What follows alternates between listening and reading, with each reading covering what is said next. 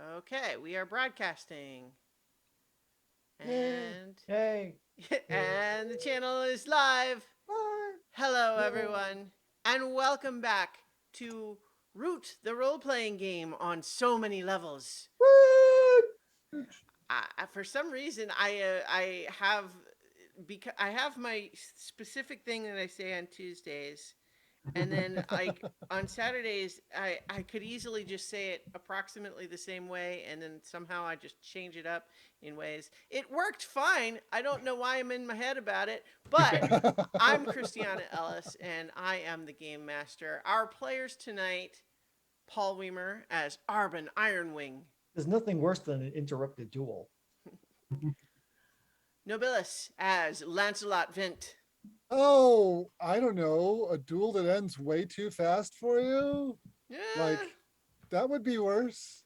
yeah, a duel that a straightforward, non-interrupted duel that you lose. Yeah. Um, I'm willing to be wrong. Jason Banks as Clem Sparrow. Nothing ever goes to plan. Have you met us? David What? David Archambault as Nigel Farnboot. I don't quite know what's going on, but I think the duel is over. Hmm. And last but not least, Lee Burdett as Peppa Pika. Finally, the fun starts. Oh, oh, Oh how no. much fire. Oh Uh-oh. no. So, Gives me fire. when last we left our vagabonds, things had been seeming to have gone well in the clearing of Patchwood. You had arranged to have a cure for the crop blight taken care of by the Marquisate, who are currently in control there.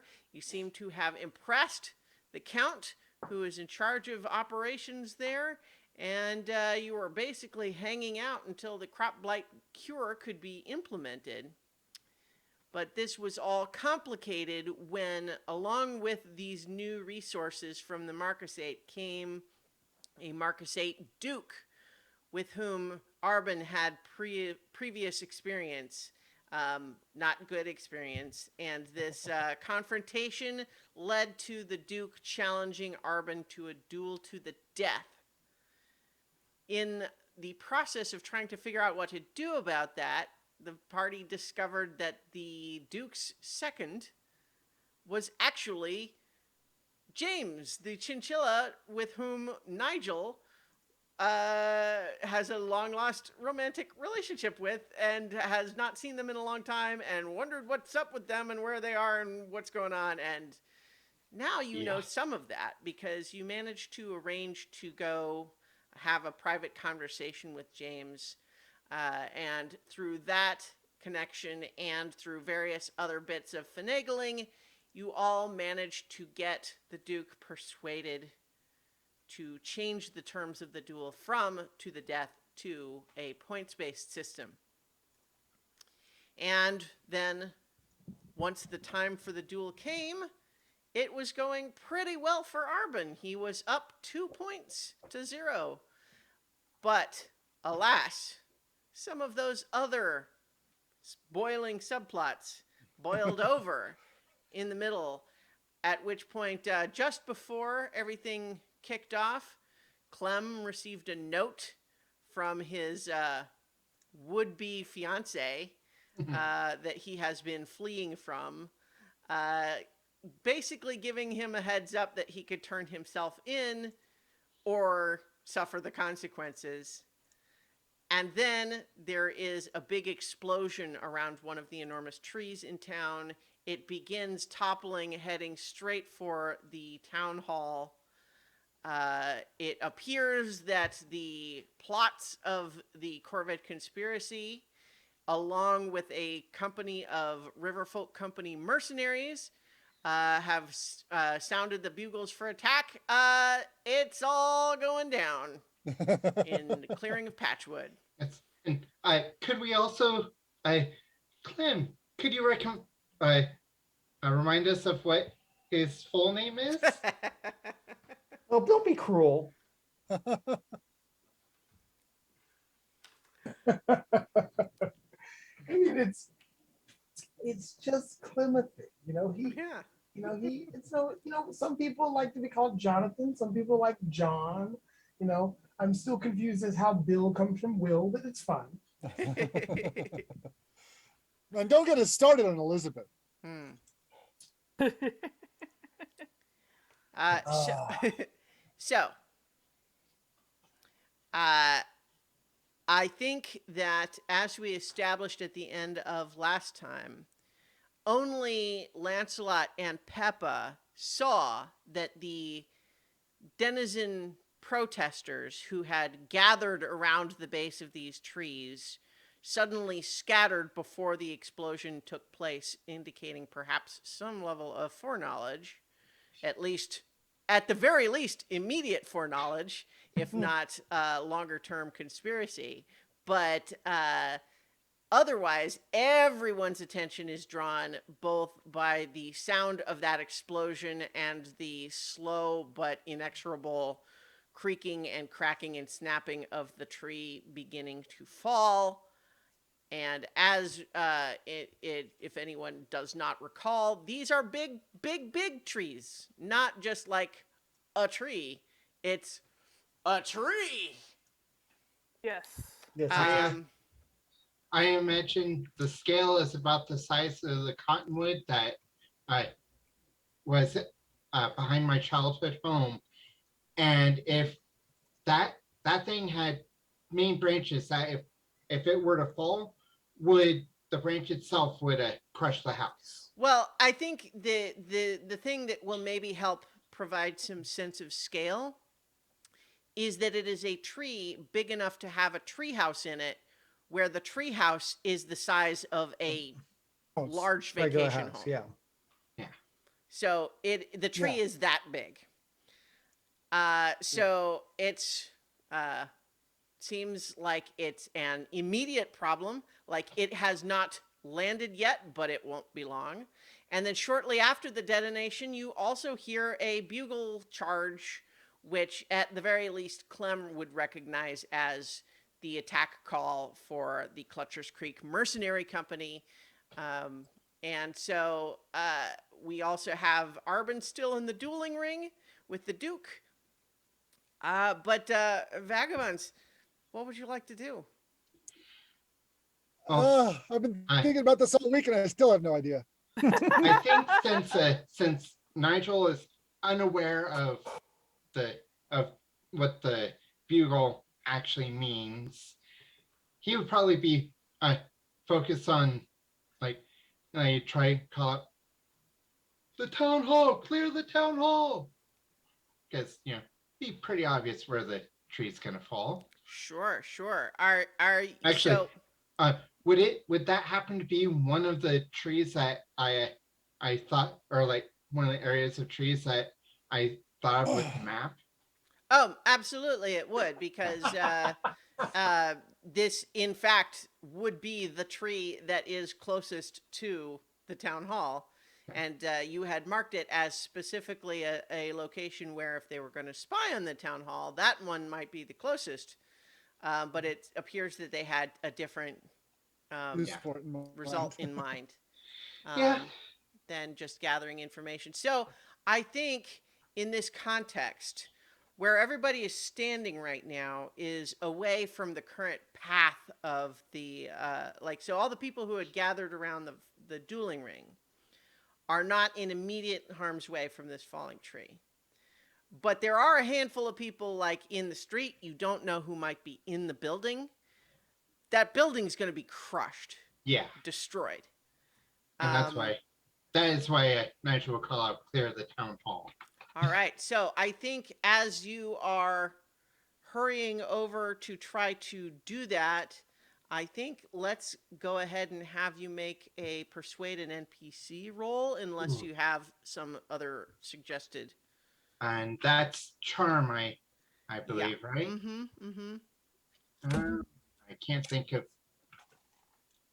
any. I don't have any sort of social things, so yeah. Actually,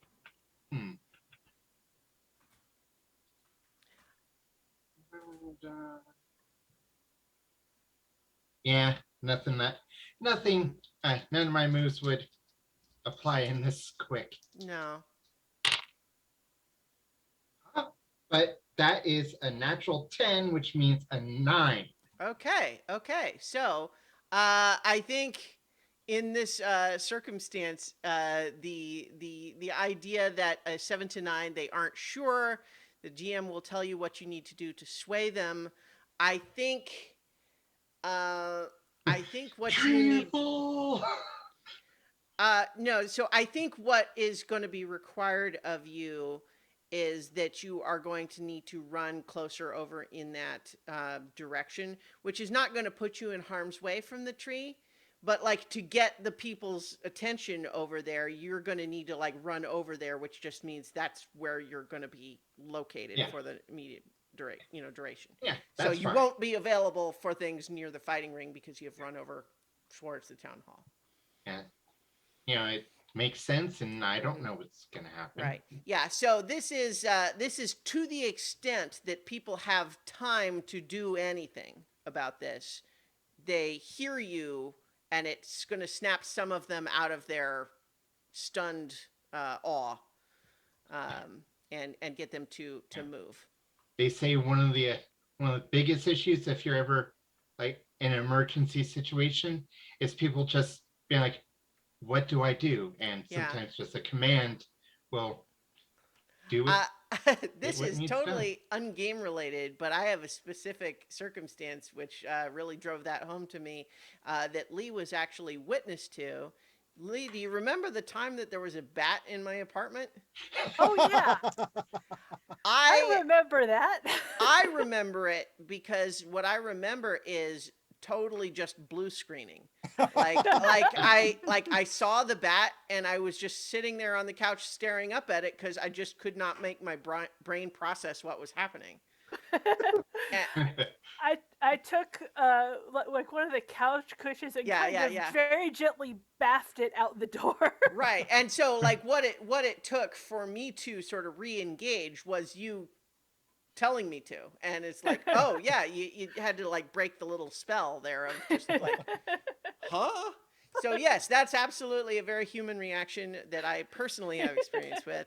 But you were able to get a couple of people to realize, oh, that means me. I need to move. Yeah. Yeah. Yeah. Okay. What about? I think. Does anyone else? Oh, Lancelot, you have a. Yeah, hearing those bugles and recognizing them for what they are, I am going to shout, denizens of Patchwood, your clearing is under attack, 2 arms! And I'd like to use Orator to Okay. Long live the revolution. See, Clem knew Lancelot would know the time. And I not just in the rolled. direction I expected. I just rolled a 5, but Okay. I've got +3, so that makes 9. Okay. Well, sorry, 5 8, plus. 8. Yeah, I Good was going enough. to say. Yeah. Yeah. So- Okay. I think on a miss, the answer would have been for them to panic and Yes. create So, chaos. But on a 7 to 9, choose one of the 3. They don't try to take your intent too far. They don't disband at the first sign of real resistance, or they don't demand that you stand at their head and lead. I'm going to say they don't disband at the first sign of real resistance. So I'm Okay. leading the denizens of Patchwood Yeah. against Wow. the river folk mercenary invaders. Okay. So what you realize in hearing the sound is that it is not coming from the path. Mhm. It seems to be coming from the west of the Towards the river. clearing. Yeah. That makes sense. Right. Which is a little Marines. bit surprising because if you recall from the I'll just briefly show the map. Patchwood is up on top of cliffs, Yeah. which is why they normally wouldn't think of themselves as vulnerable from the river, but that does seem to be the direction that Yeah. these mercenary charges coming from. So as Otters there's being catapulted Yeah. landing So- in the like from that Bollywood movie that has the people being catapulted. Mm. Oh man. So in any case, yes, I think you call for this rallying cry, and for a moment people are looking startled, but that you have their attention, and then finally you realize you need to take the first step. So you So hold your so- banjo high and run off in that direction, and the strum a martial chord and head in that direction. Yeah. all right, and this crowd of unarmed denizens is now charging the mercenary soldiers. Trained personnel. I'm not actually sure that all of them are unarmed. Well, Because so Torches and pitchforks kind of thing. yeah, I imagine that some of them were ready I know. because of I yesterday's. am mostly kind of just like Okay. yeah. I'm just saying that like they didn't show up to this thing where there's lots of Marcus 8 soldiers just carrying things. It's like maybe it's a tool, maybe it's a weapon. You know, Right. But nonetheless, yeah. So I'm kind of just teasing. Okay. Because to be sure, there's a lot of people there, and they do seem to, and they're not just running blindly into the woods. What they are doing is following you, and kind of, preparing to defend the town is what they're doing. Yeah. Because that's what you called on. Right. All right. Does anyone else have an immediate response, or we probably have to deal with Arbon and the Duke still in the fighting ring too? Pepe's gonna follow Lancelot and provide him with some actual like physical combat support. I have been practicing. I am not nearly as squishy as I used to be, but yes, your assistance is appreciated. Okay. So what is Clem doing? Clem is actually going to run into the battle arena towards Arbon and the Duke. Okay, so well, let's cover that here. Yeah. Then. I think first, Arbon, you were obviously extremely focused on the Duke right up until there was a big explosion, and now people are kind of screaming, and it looks like one of the trees is falling. And the Duke is still there in the fighting ring with you with a sword. So has the Duke reacted at all to the melee going out outside? Yes, and so this is all still very a dynamic situation. Like the tree is falling slowly as these things go, but it's sort of just. But it looks like it's going to accelerate soon now that it's for sure going over. But the question, I guess, that arises is the sound of a detonation and then the chaos, and she looks to you, and you can see on her face kind of an incredulity, a suspicion, an anger. No. And I think that she looks to you and is like, and I think she doesn't even have to say it for you to know she's essentially asking you, is this you? I will shake my head. I will pull up my weapons and saying, only fools fight in a burning house. The house is burning. Duke Tybalt. Go ahead and make a persuade an NPC. This is not my strength. Move Let's see. that Clem is perhaps in a position of helping with because my he's charm running is 0. into All right. That is a 7. Okay, so a 7, helping is not going to make the difference here. But in this context, I think what you need to do with a 7 in a persuade an NPC is you need to, you think that she could be certainly persuaded to believe you that this is not your doing. But I think in order to completely end what's happening here and begin some new phase of what's happening, Mhm. you're going to need to explain to her what you are going to do now that this chaos is happening. As for me, I will say I'm going to go help stop this mercenary company that's attacking Patchwood. My friends are already on the way. Uh, all right. So I think she is taking that in. What are you saying, Clem, as you run in?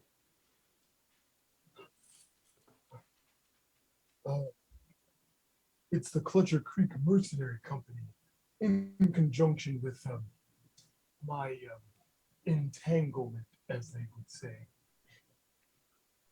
Well, they can't have you.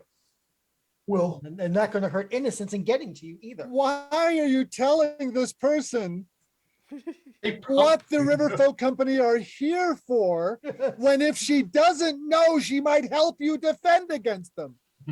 Why are you telling her? Clem is honest for his own good. Jeez, Too late. Louise. to be Here I fair, am. to be clear, Clem can't manipulate people, so he's just brutally honest. Like, Yeah. Ah, So what we've already got here, I Clem think, and Lancelot are is, going to have a sit so down what after I'm this. so what I think I'm going to the way I'm going to resolve this imperfect situation here Mhm. is she's going to look at you and take in what you said and then take in what Clem said. And then I think she points her sword at you, Arbin, and says, "This isn't over." Fine. And then we'll deal with this she later. rushes to where she's got some of her officers and starts, shouting at them to try to organize defenses. But I think this is where you probably recognize and somewhat perhaps lament the fact that most of her people already went on to Sundell. Yeah, we are a little undermanned here. Yeah. Um, This Sundell is what was the- supposed to be the bulwark for Yeah. Patrick. Well, Yeah. time for the end team to step up. Yeah. So in any case, they seem to begin their own organizing in that regard.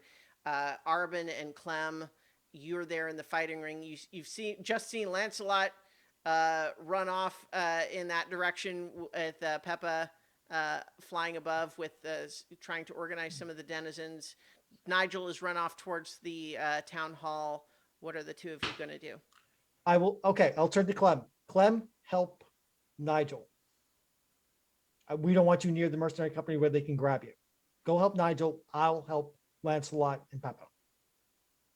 right, but I think we should at least try to get the Duke and her troops with us because if we're She's starting to organize now. We've got a cold piece. We'll take that cold piece. see if, matter of fact, I'll see if I can get Nigel back this way, and maybe James can get her to ally with us for the time being, and I will head off towards That's Nigel. fine. James, incidentally, is with the Duke's other people and is following her orders as they begin to organize the people they have here. Nigel, Clem, you're running off to try to follow after Nigel? Yes. Okay. Yes. So I think, Nigel, let's catch up with you. You have managed to startle the people standing in the street and out front of the town hall enough to try to, those who have enough time to move out of the way are doing so now.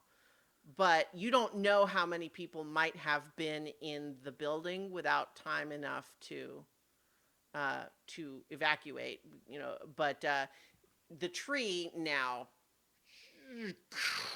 and just demolishes the town hall, doing substantial damage to both of the adjacent buildings as well. It's just crushed, but you can hear a lot of screaming. There is smoke rising from the broken stump of the tree where it's kind of smoldering, and you can hear people screaming from what sounds like the rubble of the building. Yeah, Nigel's gonna head in, see if he can try and help somebody. Okay. Yeah. Go ahead in this circumstance. I think your first move here would be to try to get into this destroyed building to try to see if you can find anybody in there, but all the while dealing with the idea that you have a tree in the midst of a collapsed building. Kind of a chaotic environment there. So I don't think that I'm trying to think what other if you have any roguish feats that you have a bunch of roguish feats for that matter now that I think about it, but I don't think any of them in this case are going to be the ones that would work. So I think what we need is a trust fate. Okay. Um, uh, Unless you would like to try to read a tense situation first. actually, yeah, that is what I would want to do. Mm-hmm. And actually, that rolled in. A, I, 7. Sorry. Okay. So with read a tense situation, of course, you get one with a 7. You get to ask one of those questions. Okay.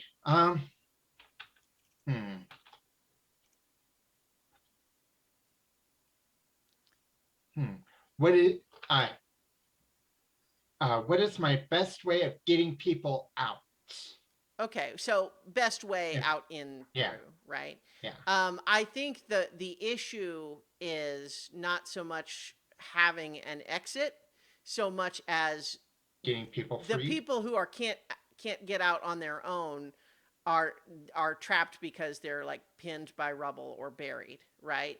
So that's what you need to be looking for is people who are pinned under something, as opposed to like there's not it's not fire around everywhere, but here there's not just one door. It's a pile of rubble, but there might be some people pinned underneath.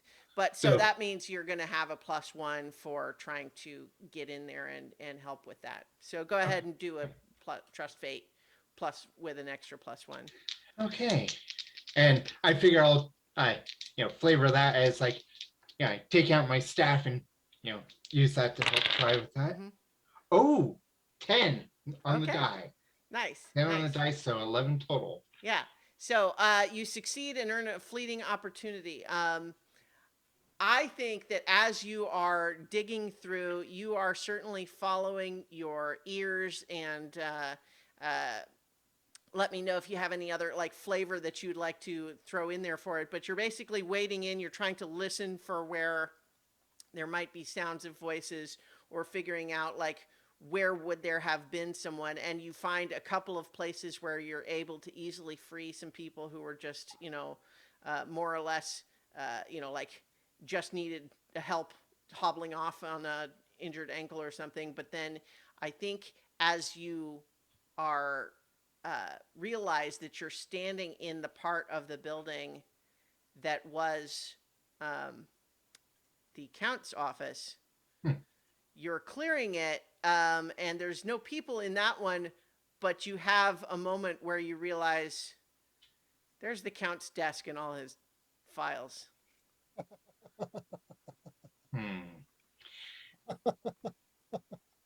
Oh. Don't do it. Don't do it. Yeah, there's probably more people, so gonna like don't make me regret this. And moving on. All right. Well, yeah. So I think I will give you an additional +1 towards your next attempt to try to find more people by being a good capybara who resists the temptation of documents. So Clem, what about you? As you kind of catch up with Nigel, Nigel has waded into the rubble here. There's tree branches, and like technically you have the ruins of 2 different buildings here because you have the treehouse that was in that tree on top of the ruined town hall. All of it kind of mashed together with tree branches and leaves everywhere. What are you doing as Nigel has already ventured in to try to find people?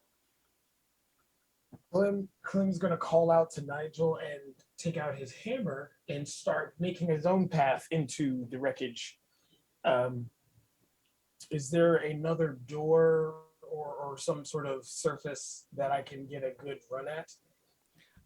Oh, you wanna wreck something? Yes. Yeah, I think so. I think that you can see that there's a particular area where you hear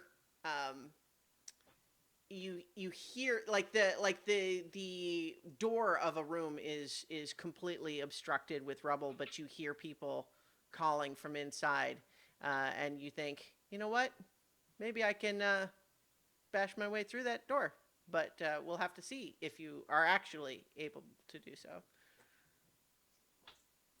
I would actually, and the way he's going to do it is, Mm-hmm. he's actually going to run at it like he would be doing if he was going to use his shell slam, but he's going to slam his shell into that section of wall. Mm-hmm.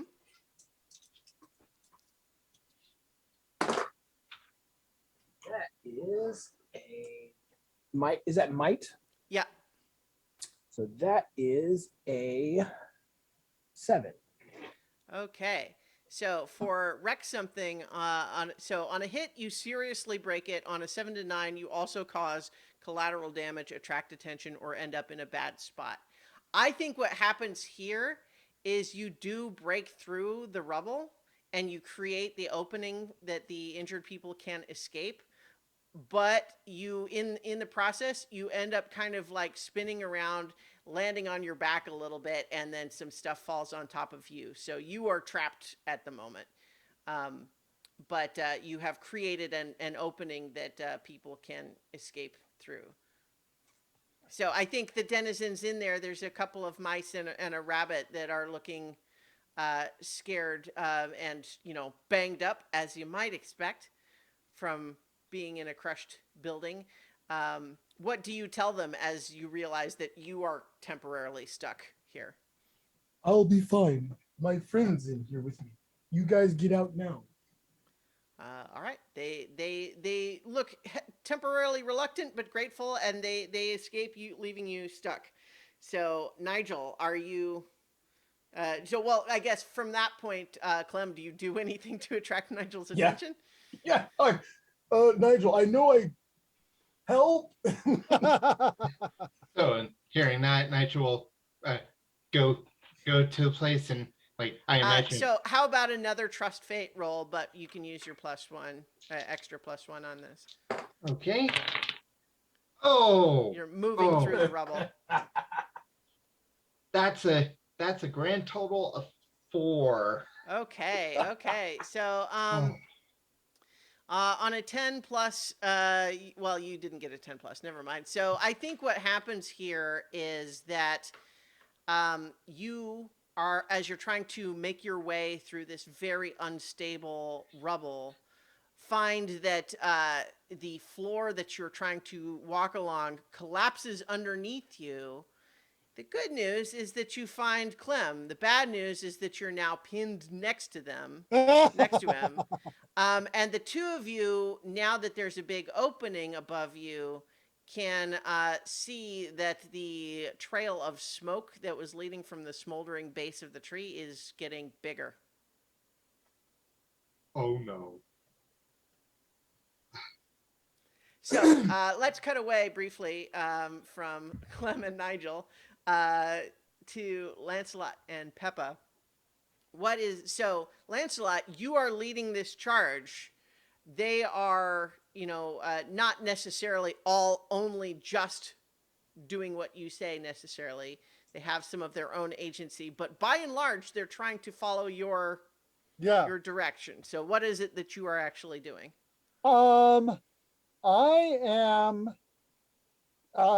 picking out people who look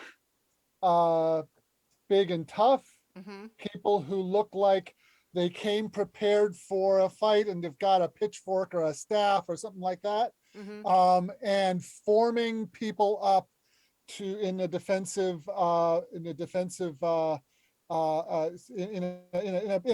in a defensive front. Getting everybody into place. And I'm going to want to use my mastermind roguish feat. Okay. So that is for Giving giving orders orders to to NPCs. NPCs, Yeah. positioning tactical elements. Um, Yeah. So that is a perfect use of that move.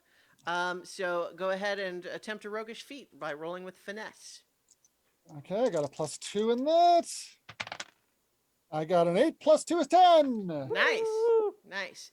So what that means is that you are you achieve your goal, and you don't have to run any of those additional risks or mark exhaustion, and so you are having them set up an initial defensive sort of perimeter on the western side of town. A line, but this is, we're I'm mostly trying to make it so that the people who are the best prepared are at the front, and the people who are in support are in the back. And it's like, all right, if you haven't got a weapon, pick up a rock, and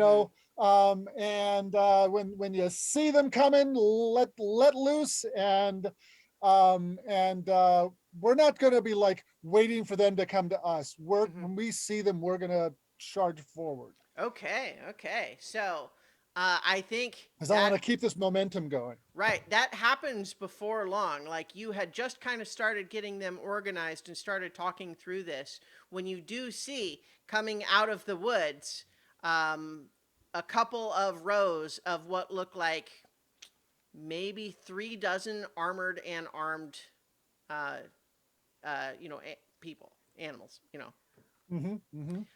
So, and it's a whole variety, like there's a lot of the River Folk Company type of creatures. You got some beavers and badgers and otters and raccoons in there, but there's a couple of rabbits and mice and foxes as well, and some birds up in the trees giving cover and everything. You see a couple of them actually fly overhead. They're obviously doing recon of the clearing. But there's units moving in, and I mean, there's a lot of them. Like, to be sure, you've got people that are gonna you're gonna slow them down from just running straight into the town and just cleaving a path through it. But I think your initial instinct is that's too many for us to be able to just hold them off. Okay. I'm going to have the burly folks there to keep them from pushing forward, and the folks in the back are just picking up rocks and hucking them. So we're gonna, and then if the numbers don't look good, if it doesn't look, I mean, because I was imagining I've got like a significant portion of the clearing here. I mean, you have, so I think the bearing in mind that when we talk about the clearing, like we have a lot of all different ranges of ages and professions, right? So there's a lot of people who are there to watch, but not all of them are, fighting ready, right? Even the ones that are relatively tough are going to be doing what they can. But I guess what I just mean is, even a tough farmhand with a pitchfork going up against someone in chainmail with a sword and a shield. Yeah. Well, there'll be I just thought we had maybe a numbers advantage in spite of you do. Okay. But I think your instinct is there's a difference between saying we might be able to fight to a standstill by having most of our side get killed. Okay. All right. You see what I mean? Like, right. So, but what you're seeing happen immediately though already is that seeing a semi-organized resistance is slowing their advance substantially as they kind of, instead of just running on in, they're like, okay, well, hang on, let's figure out what we're dealing with here, and then they're moving in more slowly, but it does look like they are intending to continue advancing, but you have slowed their advance substantially. And I think one of the things that you'll see, Peppa, as you're slightly higher elevation and looking around, is that you'll see behind the main sort of unit of the mercenaries, you do see that there appears to be You know what I just realized, Jason, aka Clem? I don't think we ever established what species your fiance is. I don't think we ever said. Oh, oh man. That's an interesting question now. I mean, my first thought goes to salamander, but I'll leave Oh it to my you. god. I was just thinking, I don't think we've had any reptilians in this at all. Like, or any sort of like, Not in a while, anyway. I think we Yeah. maybe had a frog a while back, but it's not Yeah. many. Yeah. yeah. I think that's okay. I think salamander's fine. Okay, yeah. So in any case, Peppa, you see that behind the main lines there does appear to be a lady salamander in armor, but also very sort of fancy looking, and who clearly has like 5 heavily armed, big, strong gentlemen whose job is just to protect her. Right. So you see that kind of at the back. But at least as it stands right now, like I said, they have stopped their advance because they're meeting resistance as opposed to just marching right into town. But I think that there's also maybe a little bit of you see them hesitating a little bit. But also, I think, like I said, Lancelot, the instinct that you have primarily is just this is a very fluid situation potentially, but if it just comes down to a war, they with their armor and weapons ultimately would probably win. Like even if you manage to repel the attack, it would be heavy casualties on your side. All right. So what I think that okay, I don't have complete control over this mob either. I did not pick the they don't go too far option. Right. So I don't but what I will try to do is sound an organized retreat after we've maybe bloodied their noses a little bit and hope that the Marcasate decides to come and fight these guys too. Yeah, so I think that is what you're going to try to go for here. Like the initial, so I think it's just sort of the distinction between if you were telling them hold this line at all costs, that's different than if you say we're trying to slow them down, right? I'll draw my sword and raise it overhead and say, all right, we have the Marcasates got our back. Let's show these assholes what we're made of. Let loose the rocks as soon as you can, as soon as you feel like you can reach them, and we will lead them back. So, yeah. Great. So Peppa, what are you doing? So, I have a skill with my trick shot bow called Harry a Group. Unfortunately, I checked the moves list, and that's something you roll with cunning. Yeah. And that's not great for Peppa. But that seems to be, her best way of supporting this is to kind of release a flurry of arrows, so that they at least know they have somebody in the air giving them air support. It's not just the people on the ground. So go ahead and you mark where on your bow and roll with cunning. All right.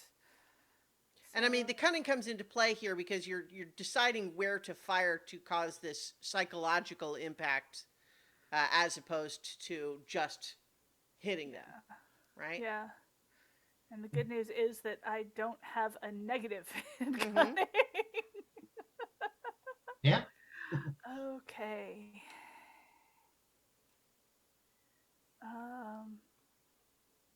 So it's just straight 2d6. Okay. All right, and that was a 5. I completely waffle that. Yeah, so I think what happens here is not necessarily that you fail so much at that you you don't encourage them instead or anything, but certainly I think you are noted as a target. for some of their aerial soldiers. Like you Yeah. fire a couple of shots and they see you and call out, and then your position is now known and you're set up. And I think that I'm gonna make you do a trust fate or similar. You're being fired upon by other archers. Okay. So tell me what your reaction is to that. Uh,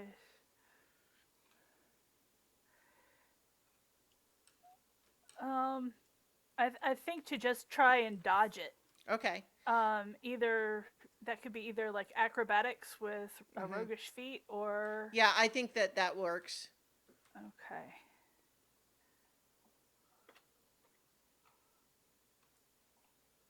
And that is a 12. Okay. So I think in this moment you are able to acrobatically avoid the arrows that are coming your way, but to be sure, they are 100% aware of you now on the battlefield and are continuing to try to get you. You've just avoided damage for the short term. Yeah. Arbin, what are you doing?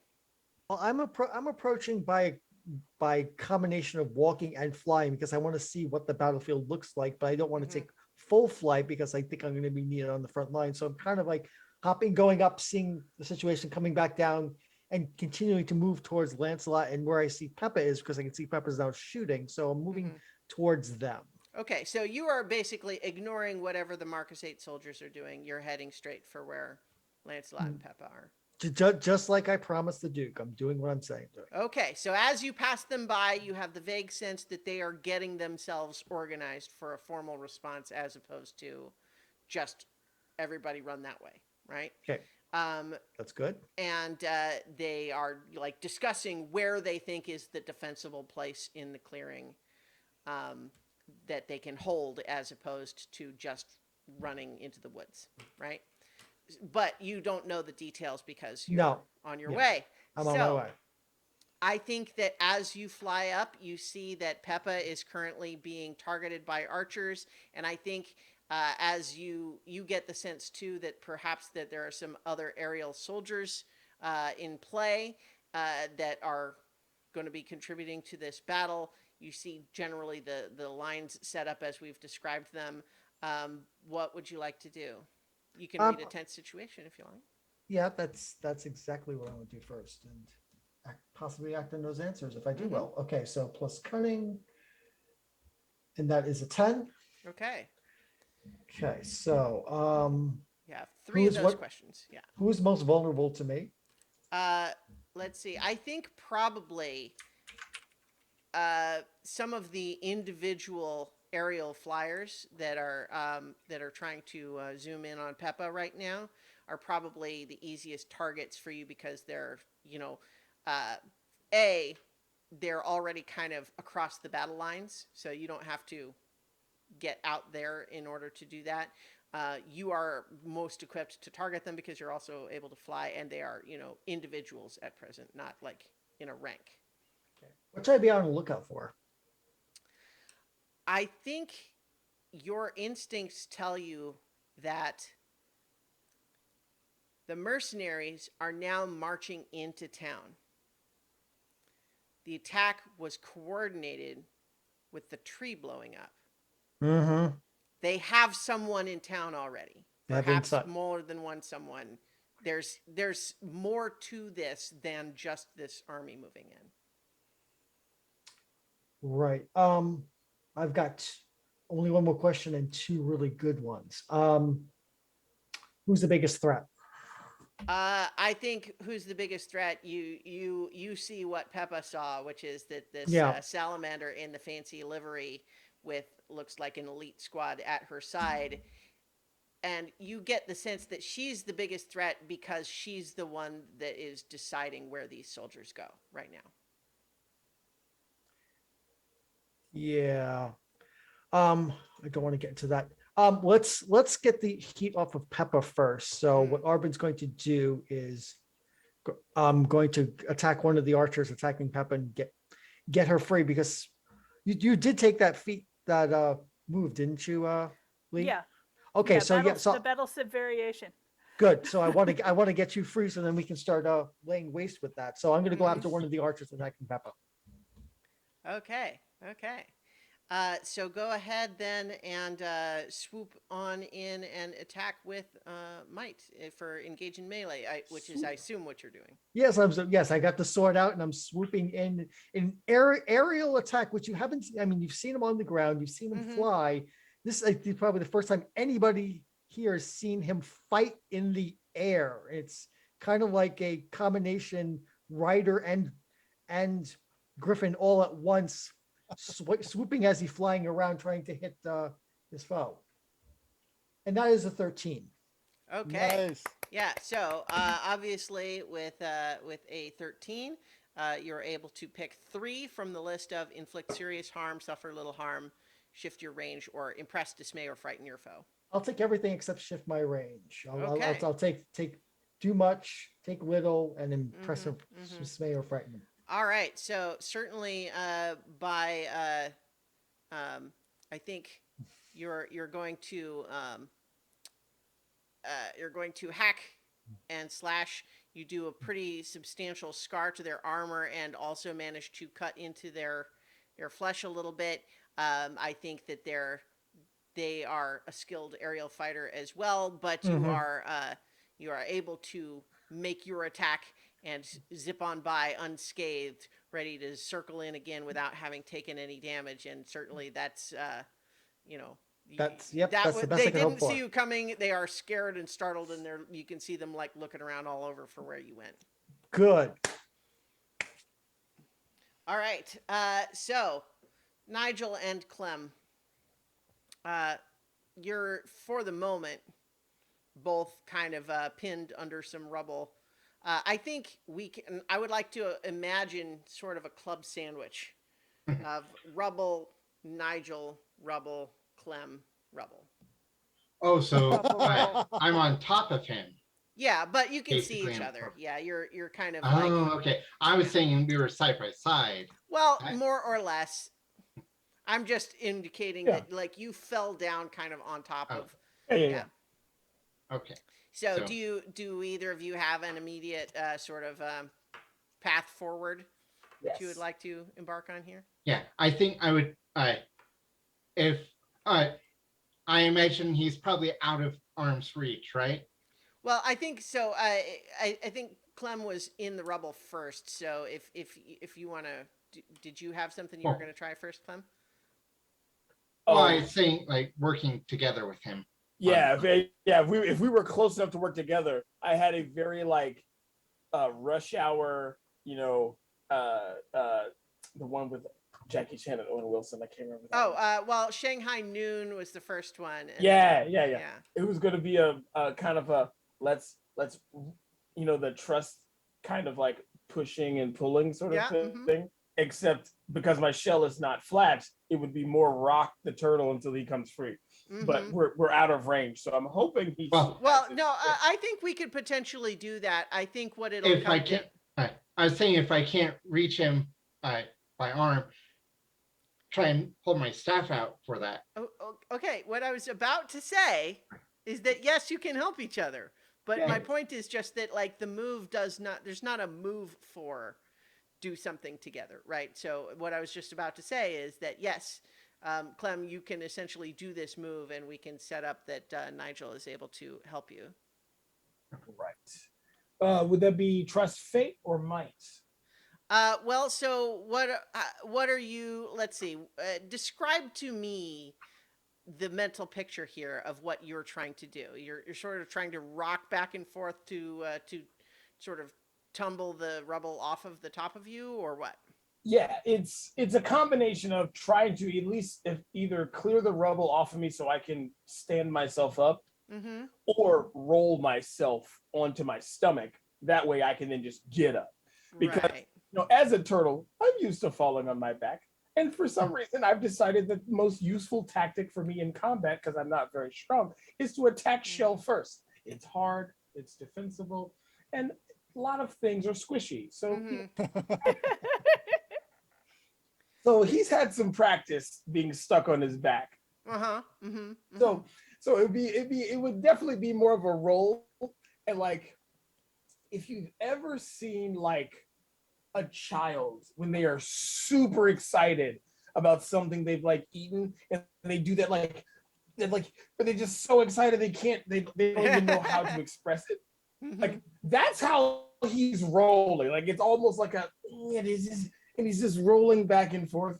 It's a very childish like motion, but it's also like the easiest thing for him to do because he actually Sure. pulls his little feet in a little bit and pulls his arms in a little bit. So he's resting on the shell.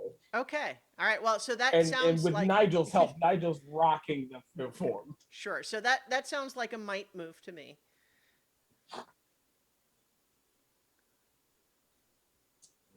Oh, they have a +1 in this. Hmm. Let's do it. Okay, that's an 8 or Okay. a 9 +1 is 9. Oh, so Nine? if you have a 9, then Nigel's help, if he marks exhaustion, could make that a Yes. 10. Yes. Okay. Yeah. So I think the two of you, like, so Nigel, maybe you've got your staff out, and so like every time Clem is kind of rolling, like there's this whole sort of stack of rubble that's kind of weaving back and forth, and you're just kind of like every time you're on one side, you're using the staff like almost like the way you use your legs on a swing set, you know. So you're kind of like, you know, push. All right. Push. And then eventually it all tips over and you are able to both kind of climb free of this rubble. Okay. And I think at this point you're not really hearing a lot of people still screaming from beneath the rubble, but you can certainly see that there is now a smoldering and perhaps growing fire at the base of this tree where the explosion was. It looks like it might have started to spread into the brush there. Also, there's a lot of chaos, and you can see basically that, like, you know, past where you are, there's a lot of, everyone seems to be kind of running the other direction towards what's going on over there. But I would like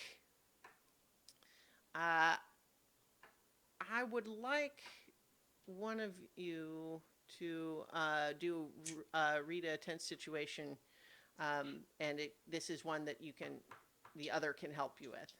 I'll do it. All right. I think actually we have the same number. So, oh, 12. Okay. Nice. So in this case, I think what happens is that I'll certainly let you ask the questions, but what I'll also point to you is that as you are looking around, you are seeing that like you're seeing all of the Marcus 8 soldiers lining up to try to move to the west. That's where a lot of the other bugle call seems to be coming from. But I think what you see is a couple of birds that are flying to another building in town. And they seem to be shadowed by some people running along the ground wearing masks. And it's probably a total of like 6 people. But some of they seem to be up to no good. They're too far away for you to get a good look at them. Okay. So, for that splinter group, Mhm. the no good group, I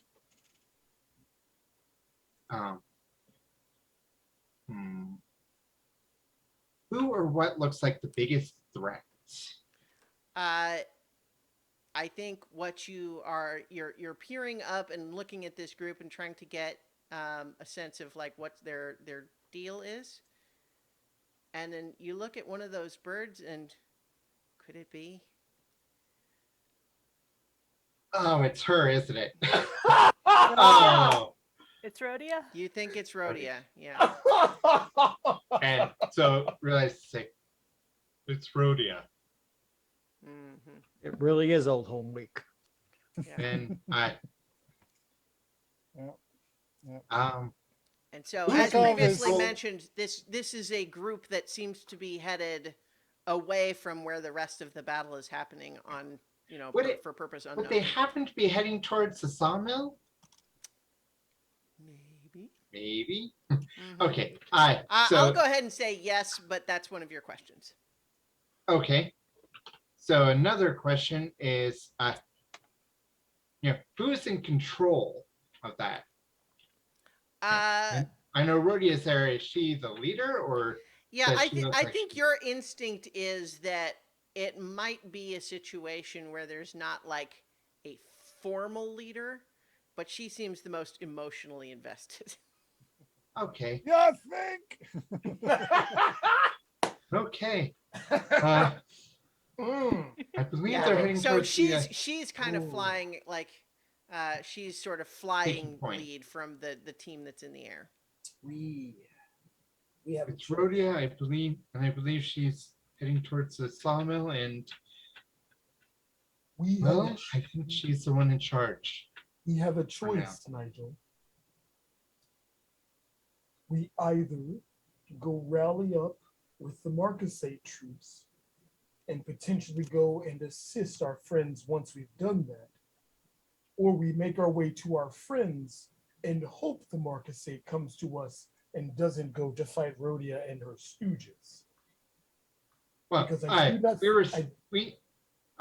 we were seeing the Marcus kind of organized towards the Yeah, evil, right? they seem to be preparing to defend against the mercenaries. I don't That think doesn't the- mean, but that doesn't mean they'll be going to help our friends. And if our friend's position is overrun, they could die. So the question really becomes, do we want to assist them immediately and hope for the best?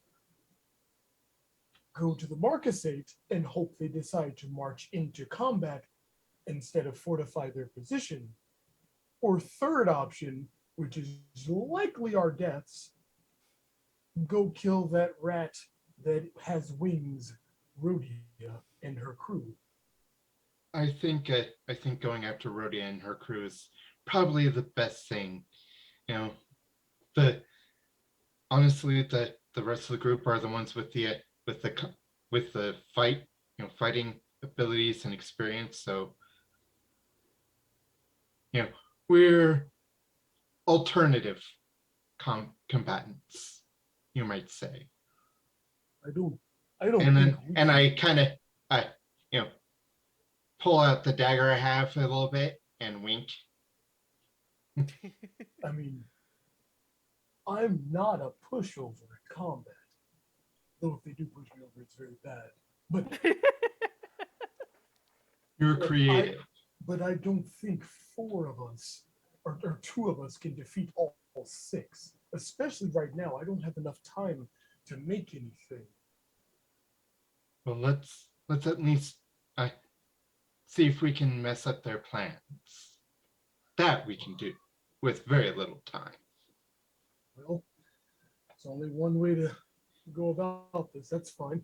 We can try. If there's one thing this group excels at, it's messing up plans. Absolutely. Yes. Yeah. Are you gonna try and recruit James on the way? I was like, hey, old time's sake, let's go do a thing. Actually, I don't think that this kind of thing was something that Nigel ever actually did back home. I This is would. something that James would be like, "You did what?" We're a bad I- influence. Yes, we are.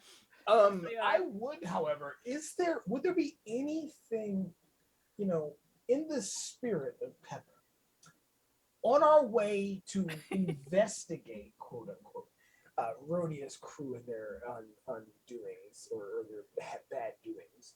Would there be anything flammable or combustible on the way there? Fire had to come out sooner or later. Of course. Well, Say, you just- say, You just say put some. out the fire. How about this? How about this?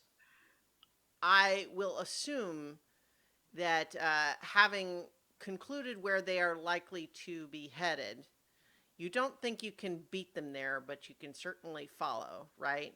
And arrive not long after them. If you would like to be looking for stuff along those lines on the way, you can make a trust fate roll. Absolutely. I would absolutely like to, Clint is a forager. He knows his way around the woods a little bit.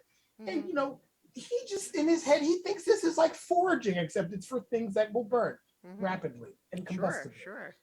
and lethally. Yes. If only he was good with a bow. Okay.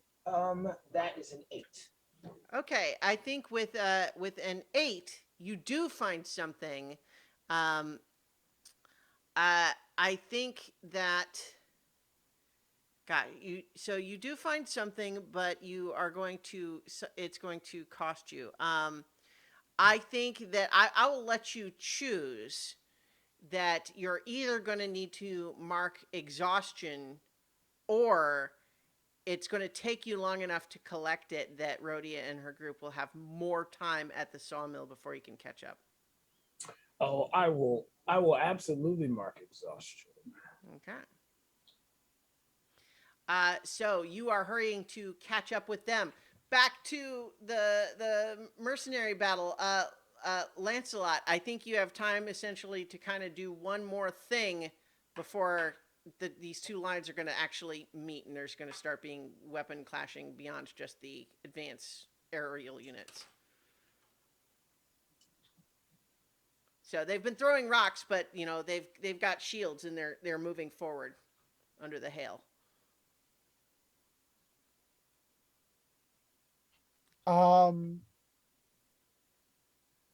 I will tell people to pull back and keep harassing them. Okay. And I'm going to look around to see what the Marcusate is doing. Okay. So I think go ahead and do another mastermind roll to Okay. try to keep everyone sort of under your control and organized. I just rolled a 12. Okay, there you go.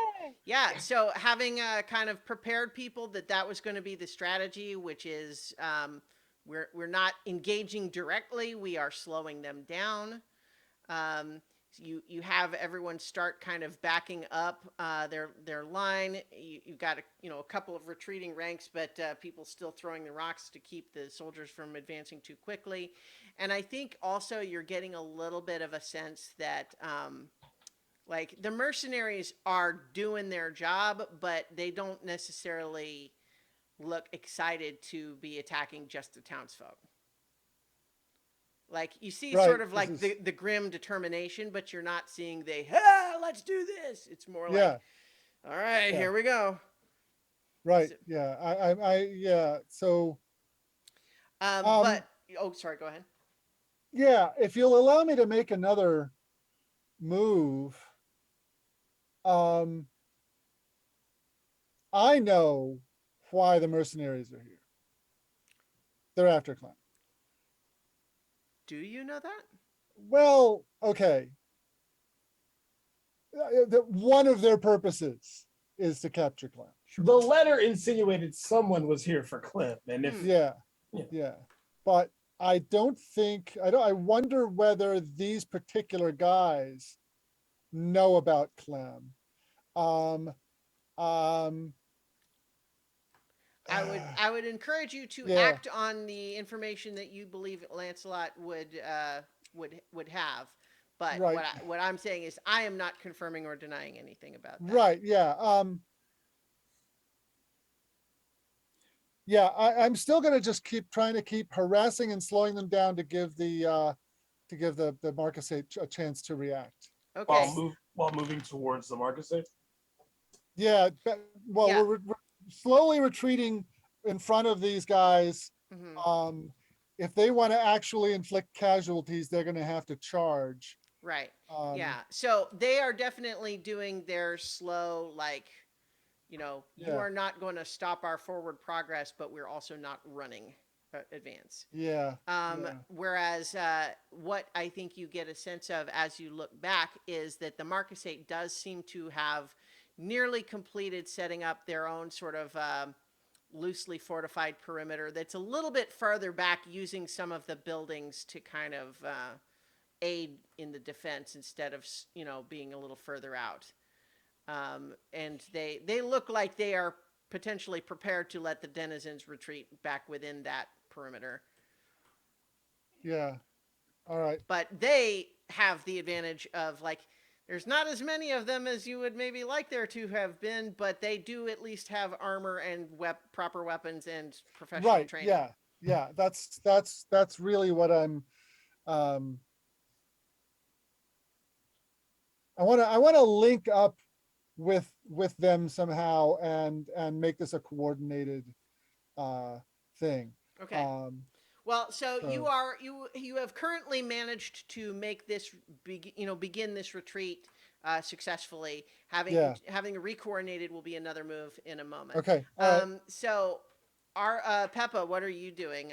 Arbin has just swooped in to save you from at least one of these aerial soldiers, but there's a couple more around somewhere. Yeah. I'm going to take my shot at the one that Arbin is harassing. Mm-hmm. Uh, using the battle sibling variant that we came up with. When you fight a common foe with Arbin, take +1 ongoing 2 weapons moves while supporting them outside of intimate range. Nice. So So that sounds like you are going to use the target someone move unless you're doing one Yep. of your other fancier things. no, I'm going to use target somebody. Okay. Roll with finesse. Yes. And that is what I like to see. And that'll be a 9. Okay, so on a 9, you inflict injury, and I think in this context, you're going to they have sort of their own sort of variant of what you've got of like sort of the big bulky padded gambeson thing that's not too heavy, but you see that your arrow kind of gets caught up in that material rather than doing injury to them. However, you also can tell that they've got like it's kind of falling apart now. It can't take up any more of that. What about you, Arbin? I'm gratified to see my battle sibling is shooting at this miscreant, so I'm going to charge in again and try to do some damage. Mm-hmm. Charge in as in flying charging. That is. Sure. All right, He's going to swoop. and that is a 10. Okay. So on a 10, you are once again you've got your 3 choices. So for same engaging same choices. Yep. It's Okay. played lots of harm on them. Less on me. Played frightened.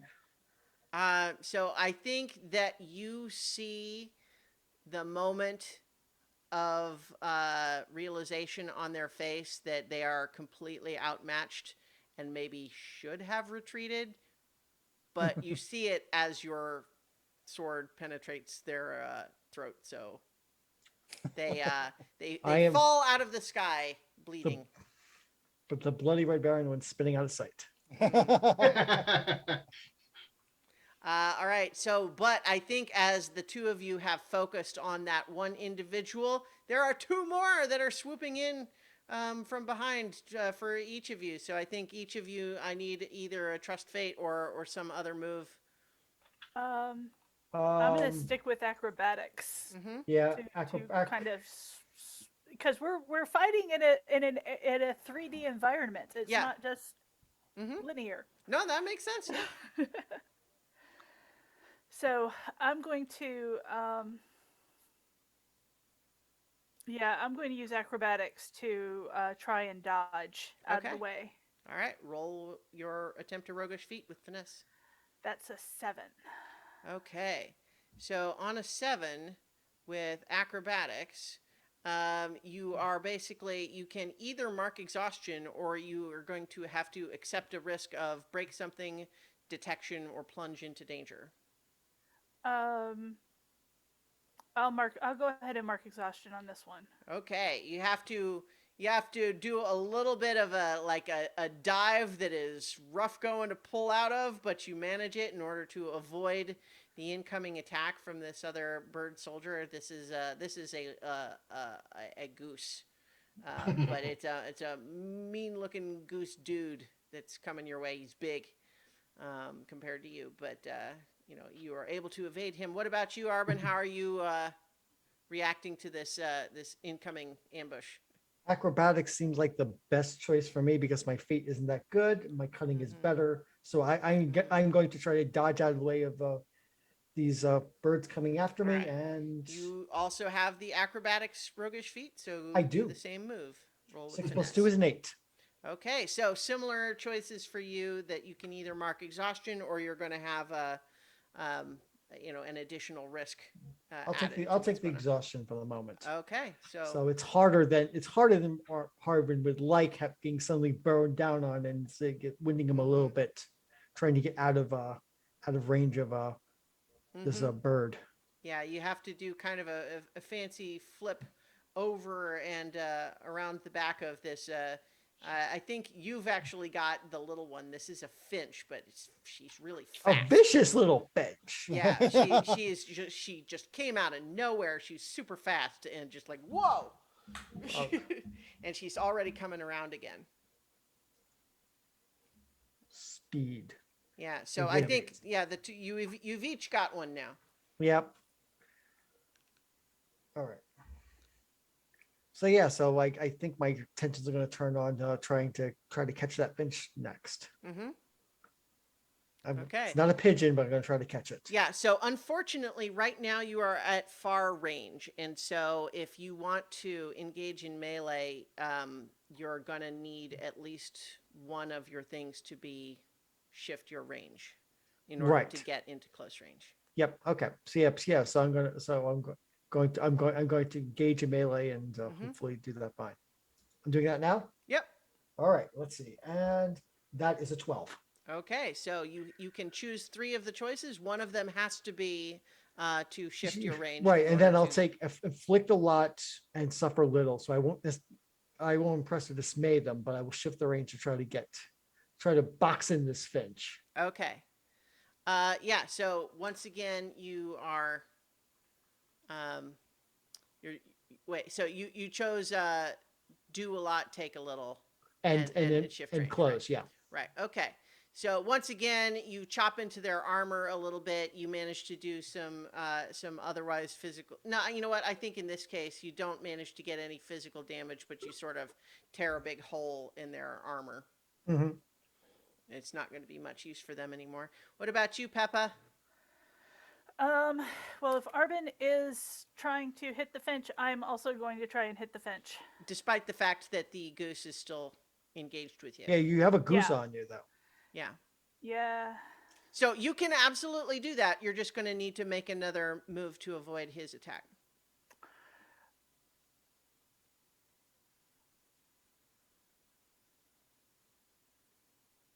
All right. How about if I use parkour? Well, so parkour is for like moving through the battlefield. Right. Yeah. Yeah. So you can do that, but it will, yeah, so I will let you use that to get to where you can attack the finch and spend one of your holds on avoiding the goose's attack for the moment, but it doesn't really change anything about the goose following you and trying to get you. Yeah, that's fine. Okay. All right. So go ahead and make your finesse roll for parkour. 8. Okay. So on a 7 to 9, you have 2 holds. You can spend one right now to zip around a tree branch in a fancy way, springing off of it, in order to change direction suddenly, and avoid the goose for the moment, and set you up to be where you can try to assist with Arbin and the finch. Yeah. And so I am going to target someone with Mhm. the finch. And that was a double 6 plus 3 for 15. Okay, Wow. yeah. So with target someone, when you get a 10 plus, you can strike again before they get to cover. Okay. And that was a 10. Wow. Okay. So I'm not going to do that again. That's not fair. So incidentally, when I say strike again, I didn't actually mean roll again. I mean that that you basically you get another shot off is the point. Okay. So so you would do the damage twice. It's not another roll. But so the Yeah. second 10 moot, you've wasted it. Nice going. That's all right. You still did kill this finch though. Yeah. All right. Peppa's body count going up. hmm? Yes. Yeah. So I think Arbin, you are just sort of trying to circle around again to get an eye on this finch, only to see a pair of arrows strike her and send her tumbling down.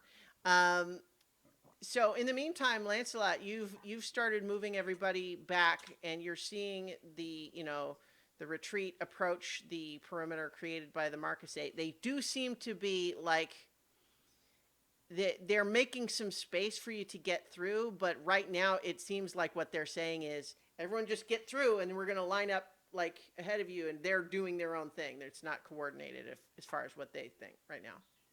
Yeah.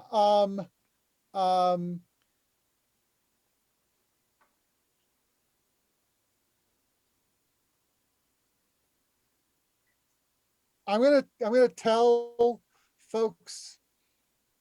All right, the town hall's been smashed. The fortresses are done for a long time. I'm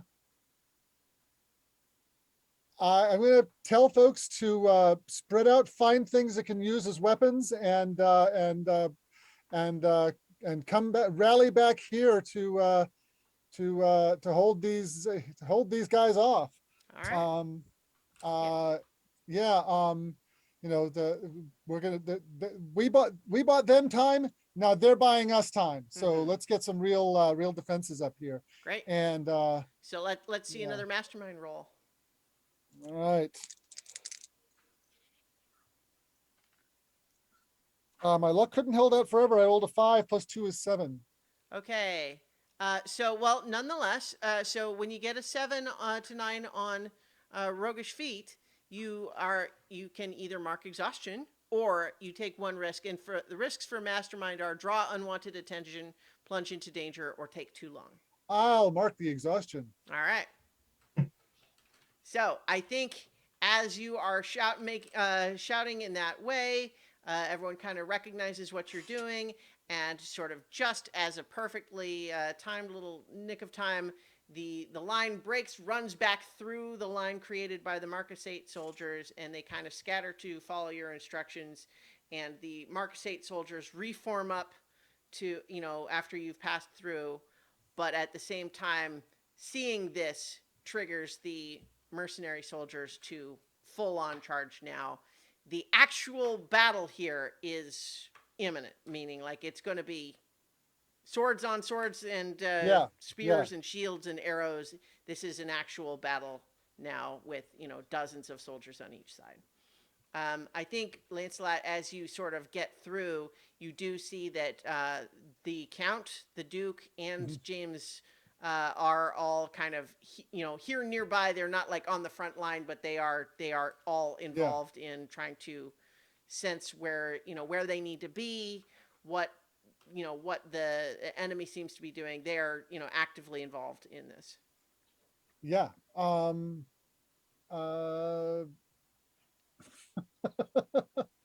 The only thing I can think of to do while I'm waiting for people to come back is play the banjo. All right. Oh, geez. My banjo is inspiring. Mm-hmm. I have to go back and reopen that to find out. Hang on, exactly what that I is. think I can find it.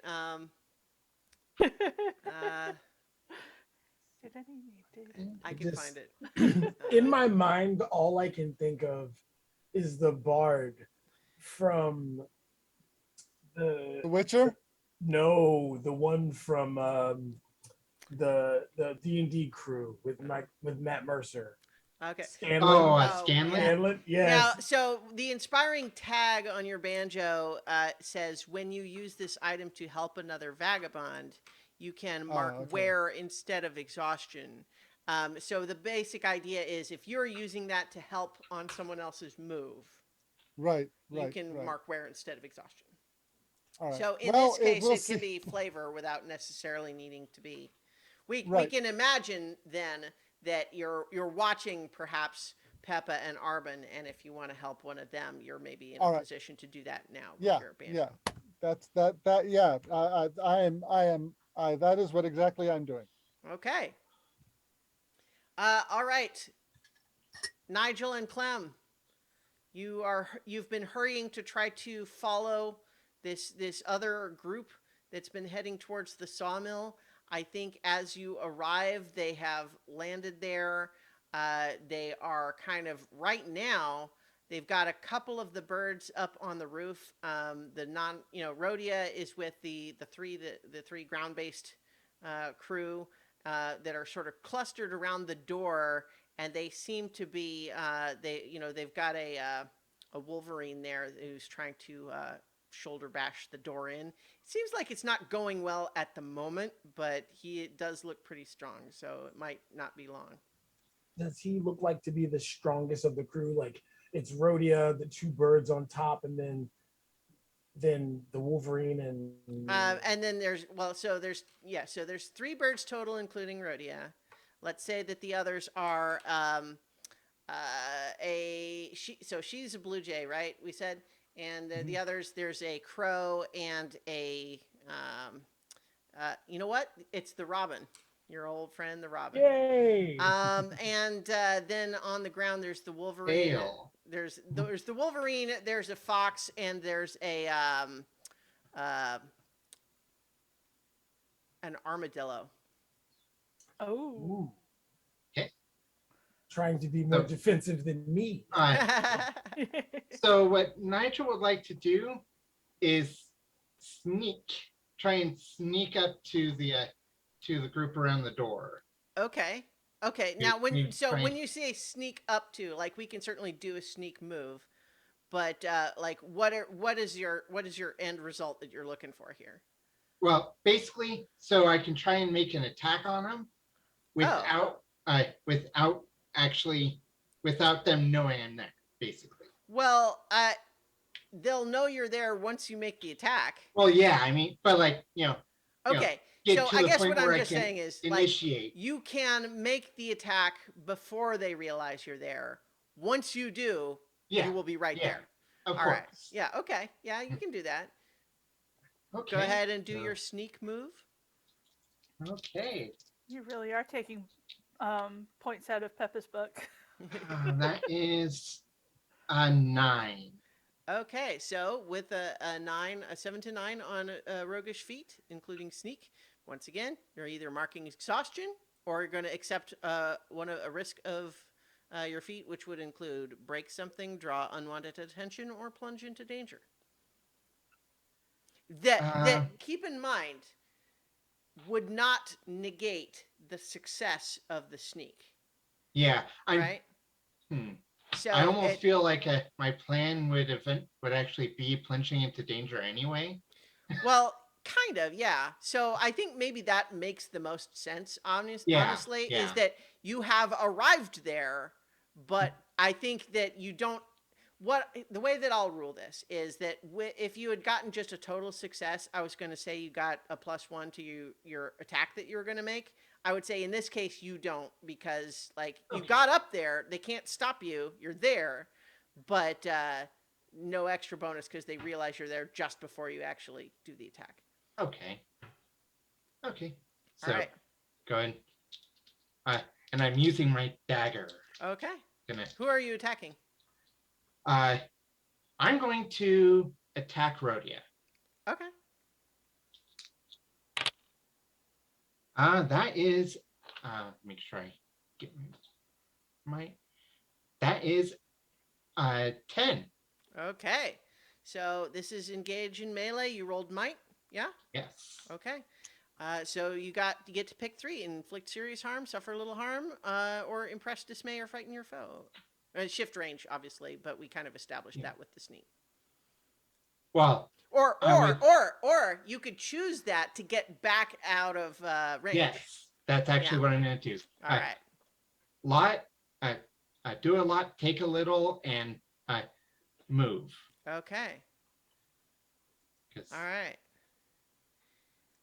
So I think that you feel your dagger impact leather armor, and you feel like you get through it a little bit, into into some flesh, but it's certainly less than it would have without the armor. Yeah. But that, so she screams in surprise as everyone kind of is turning around to look at you, and then you are dancing back out of the way before they can immediately reprise. What are you doing, Clem? Nigel has just started the things off. I would. Well, you know what? Surprisingly, I was worried at first, Mm-hmm. but now that he has attacked and withdrawn himself, I was going to change how this improvised explosive device worked. Okay. But no, I would like to jury rig something to be very combustible. Okay. Because Yeah. There hasn't been Oh, enough pepper fire smoke. yet. it hasn't. All of Or a Pepper's cosplay. playbook. So Well, let's you hope- did all choose to run away from the incipient fire at the base of the tree, and Yeah. That is very but, true. yeah. That is very true. Because we were in that fire. We don't like being in the fire. We set them, but we Sure, don't like sure. to be in them. So go ahead and do your jury rig move. And that's cunning. Mm, Oh, wow. That is an 8 plus 2. That's a 10. okay. So for your, hold on, I'm pulling think it it's up cunning. here. Yeah. So when you create a makeshift device on the fly, roll with cunning. On a 10, so on a hit, you create a device that works once, then breaks. On a 10 plus, you get to choose between it works exceptionally well or you get an additional use out of it. Oh, I wanted to work exceptionally well, and I want to hit Rhodia with it because I've had a significant. Well, so time with describe Rhodia. what this is. Is this a Molotov cocktail type of thing, or what have you made It's- here? It's like a Molotov cocktail, but actually because it's been such a rush, Clem has actually taken bits and pieces of his shell because his shell grows with him. So the cast-offs and fragile pieces of that he's actually used to make an outer casing for this Okay. device. And and to be fair, if I have to, I'll mark some harm for that. But he Like wants any good techie turtle, the things he makes look like turtle pieces. I mean, Indeed. Indeed. that's just how it's done. Just ask And Donatello. plus, yeah, and plus, like an explosive device isn't necessarily as good if it is not encased in something. Well, because so are we talking about effectively a hand grenade, except that the base of it looks like turtle shell? yeah, All right. Okay. and it's a more flammable one because he's been picking up Well, basically okay. So that detritus, wood, and detritus. so specifically, I would like you to choose: is this a firebomb or is it a concussion grenade? Fireball. Okay. So I think that it works exceptionally well, huh? No, No, It's a sawmill full of Listen- sawdust. listen, That's listen, wood. listen. no, Listen. it is a sawmill under construction. It has Oh, not okay. been Listen, done, listen. right? If all it catches on fire is Rhodia, Clem deems it a success. Okay, so I think then, gosh.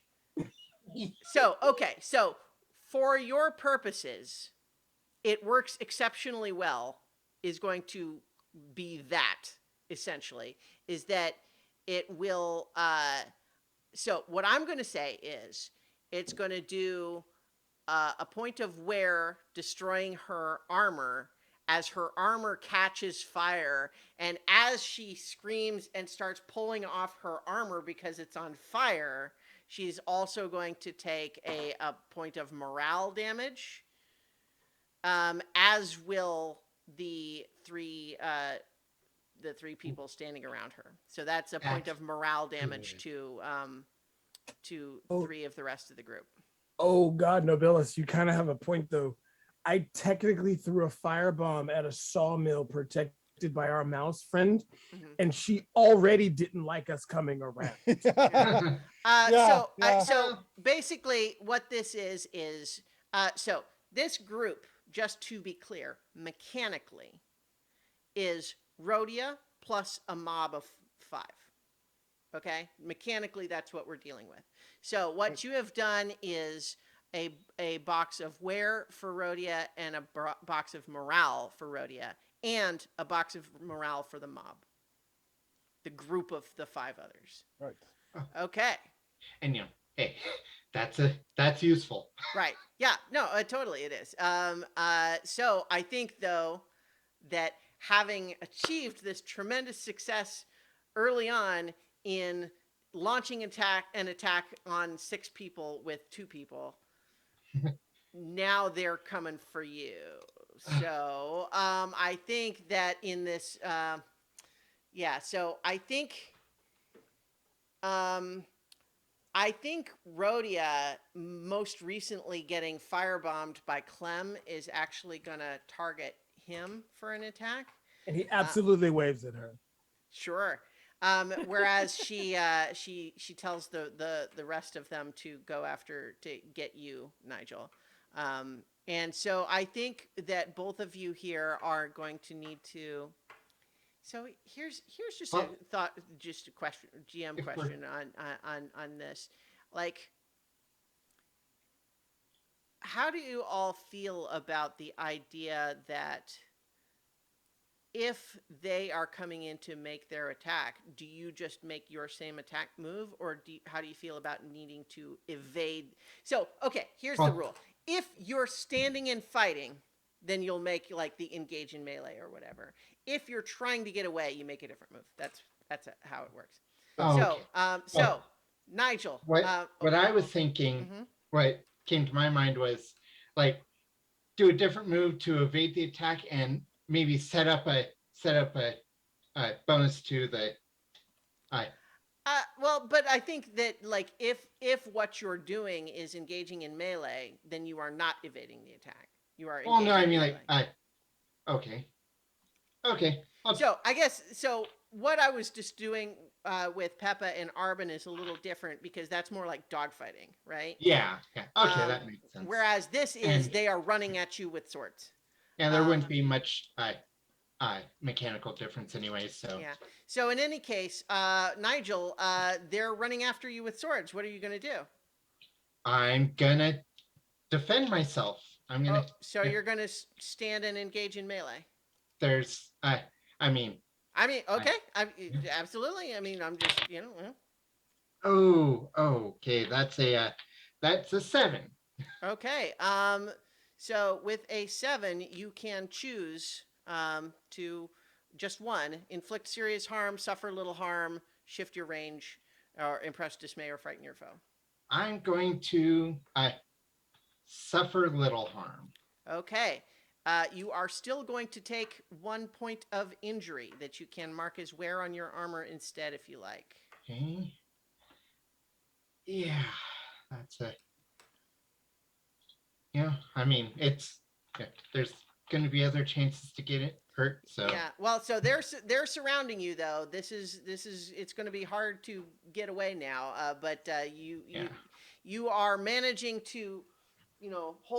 Describe how you're doing, how this is working, like as they kind of move around you. I think just for flavor, I have dagger in main hand, kind of holding the staff as a kind of backhand hold to defend against someone's there in the back, and just kind of spinning almost. Sure. Just like, so you've managed to hold them off a little bit, but one of them still tags you. What did you mark it as? My robes got torn up. Okay. All right. So for you, Clem, Rhodia is coming right for you. What are you gonna do? I see Nigel being surrounded by these goons, but Rhodia is right in front of me. And she seemed to be their leader. She seemed, in all these exchanges with Rhodia, she seems to be the one coming for us. So I brandish my hammer, and I am going to turtle slam her. Okay. So the turtle slam is a move that we created for you here. So what we said is that when you quickly close distance and slam a target with your shell, mark exhaustion and roll with might. Indeed. So here we go.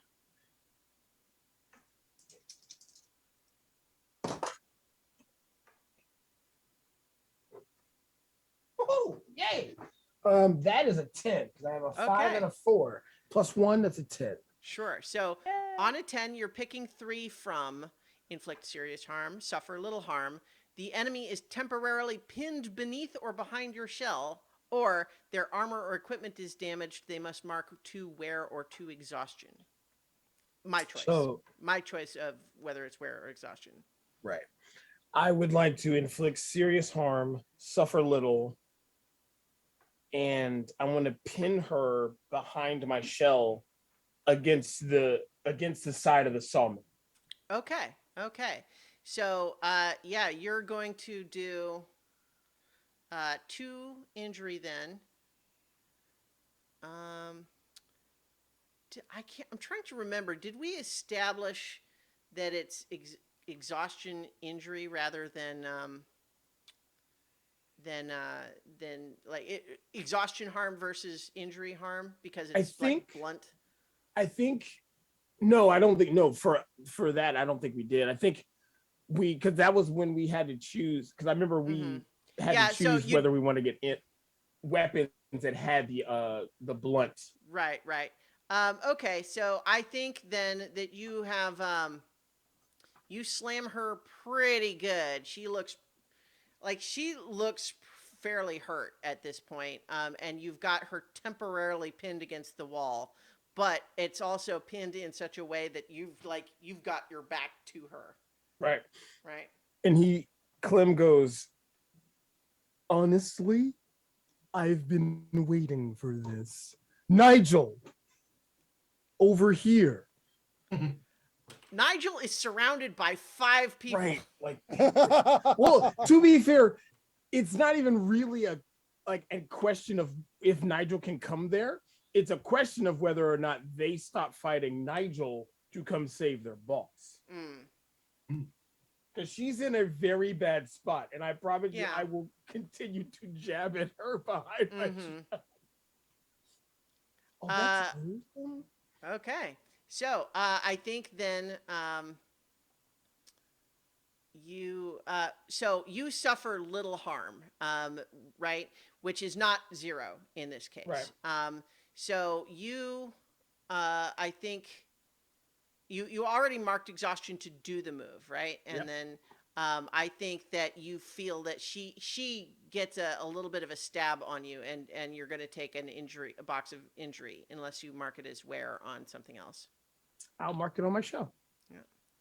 I'm definitely recognizing that you guys have a lot of stuff that you can mark wear on, and it absolutely affects the balance of Me. all this. Well, there you go. So, like on that basis, then I think that I think that maybe some of them are going to split off to deal with you, Clem. Whereas Nigel's still got some of them for him. So Nigel, although some of the, let's say 2 of the 5 have split off to go back to help Rhodia, you've still got 3 of them around you trying to kill you, basically. Well, 3's better than 5. Ooh, that is 11.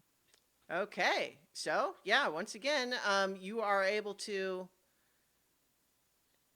Okay, so that's the mechanics of this are a little bit interesting because it has rules for how to deal with like a mob of 5, but the mob of 5, it says to just double the amount that a single one of them would do, because the idea is that you're not actually getting hit necessarily by all of them simultaneously, right?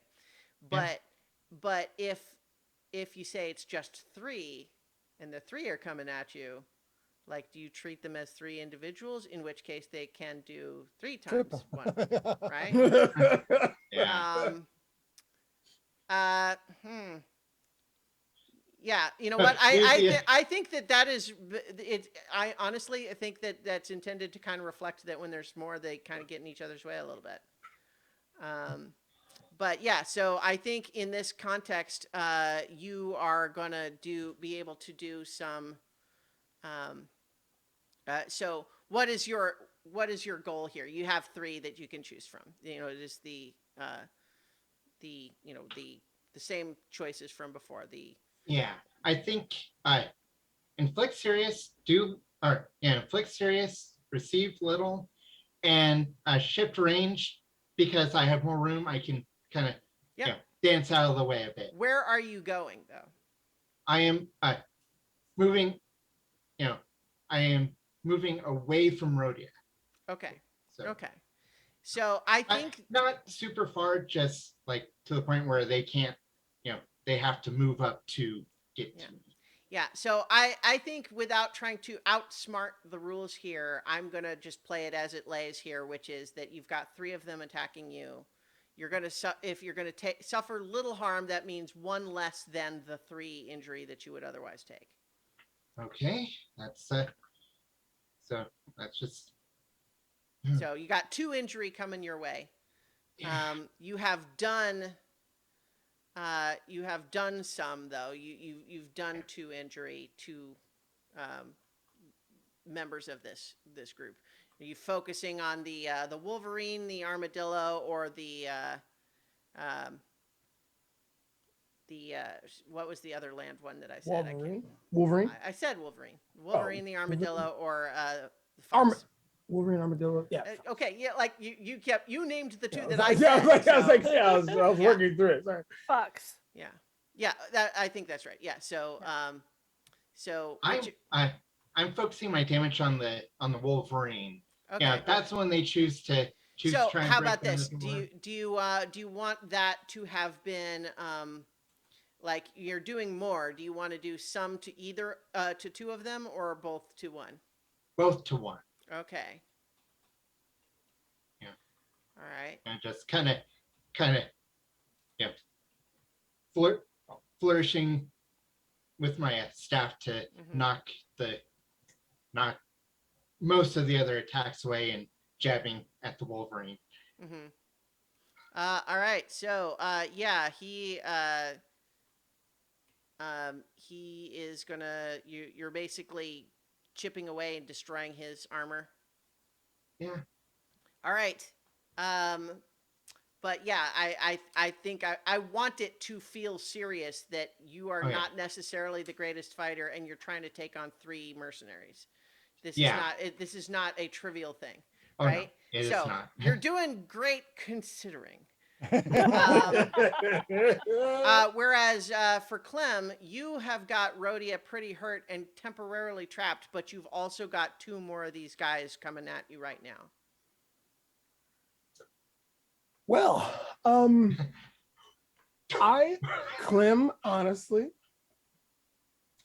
and to be consistent, does not care about these other 2 coming at him. Mhm. He is going to literally smash the life out of Rhodia. Okay, well, try. Yeah, you're Or going to have to make the try. move again. If you want to make the smash move again, you're going to need to mark exhaustion again. Let's see. You got her You know pinned. what? You know what? Get a hammer. That's fine. I'll mark 1 more exhaustion to try it. Okay. That means though I can't take any more exhaustion. That's for damn sure. Mhm. Oh, And it's with might, right? Yeah. Yep.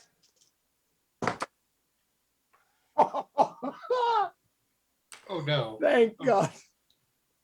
I literally rolled a 6, so it's a 7. Okay. Okay. So 7. With a 7, you are choosing one of the options, which is inflict serious harm, suffer little harm, the enemy is temporarily pinned, or their armor equipment is damaged. Although in this case, her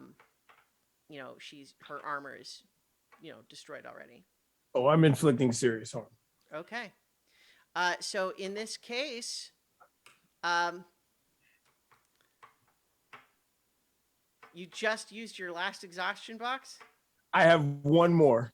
Okay, well, not anymore because it's so she's doing her damage, right? You're Right. trading harm. So she has one injury and one exhaustion coming your way. Then I will take the one injury and one exhaustion both. Yeah. Now the Okay. exhaustion, I guess, can technically it's a box it's a box of harm that you can absorb as wear also. But again, Then like all of this wear is like stuff that you can't get that back. You would have to fix it with value, right. and have to Uh, have time to do that in the fiction. yeah, I will absolutely take both of those on the shell. And in the fiction, you see his shell because he has been. Let's be honest. If there was one thing that made Clem bloodthirsty and ignore his science and his engineering and curiosity, it has been Rhodey. So in this moment, having her pinned against the building and literally crushing the life out of her, he has literally cracked his shell. Like you can see that it has bowed against her as he is slamming into her. There's a Rhodia-shaped dent in it. Well, yeah. So I think as you sort of move forward just enough to kind of slam backwards again, and you really hear a crunch that sounds like more than one thing breaking, and I think just over your shoulder, even as she's kind of like hit out at you, damaging your shell more in the process, but you hear her sort of cough, like gurgling wetly, like she's behind you so you can't really see, but she just I think she doesn't have anything to say at the end. She's just She doesn't say Rosebud. Although Clem does look at those approaching him and go, yeah. So because you chose to do that and do all your damage to her, you have 2 more boxes of injury coming your way. ooh, see, my hammer has wear, but I like Which does it? right. So one of the things about weapon wear is that you usually, like, if you're gonna, like, your heavy bludgeon weapon move, like, I don't think actually you even took that weapon move, did you? No, it's just on the weapon. I think it's just Well, one right, of the but weapons. for weapon moves though, you have, so like for example, wait, no, heavy bludgeon is different. That's not a move, that's a tag.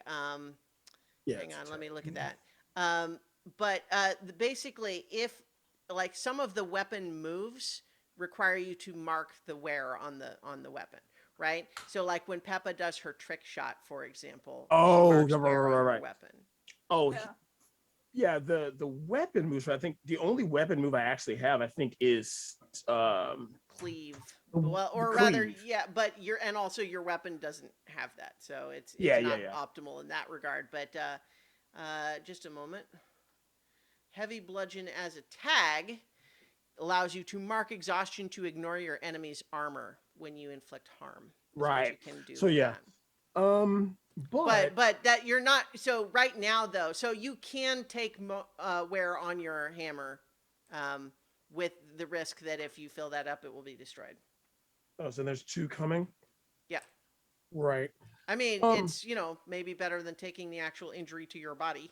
That is very true. Because he doesn't have a lot of it. I've put most of his interest in his weapons and or shell. But upon taking those 2 hits and kind of sort of deflecting them with his hammer, he looks at them and says, from the sounds of it, you don't have a leader. Or from the sounds of it, you don't have a leader. Do you really want to piss LeBlanc off in this ordeal? Or shall you retreat or take me into custody instead? Thinking of Nigel. Okay. Well, I think they look pissed that you've apparently killed Rhodia. And one of them just says, "Mate, The letter was clear. You missed your chance. And he's just like, it's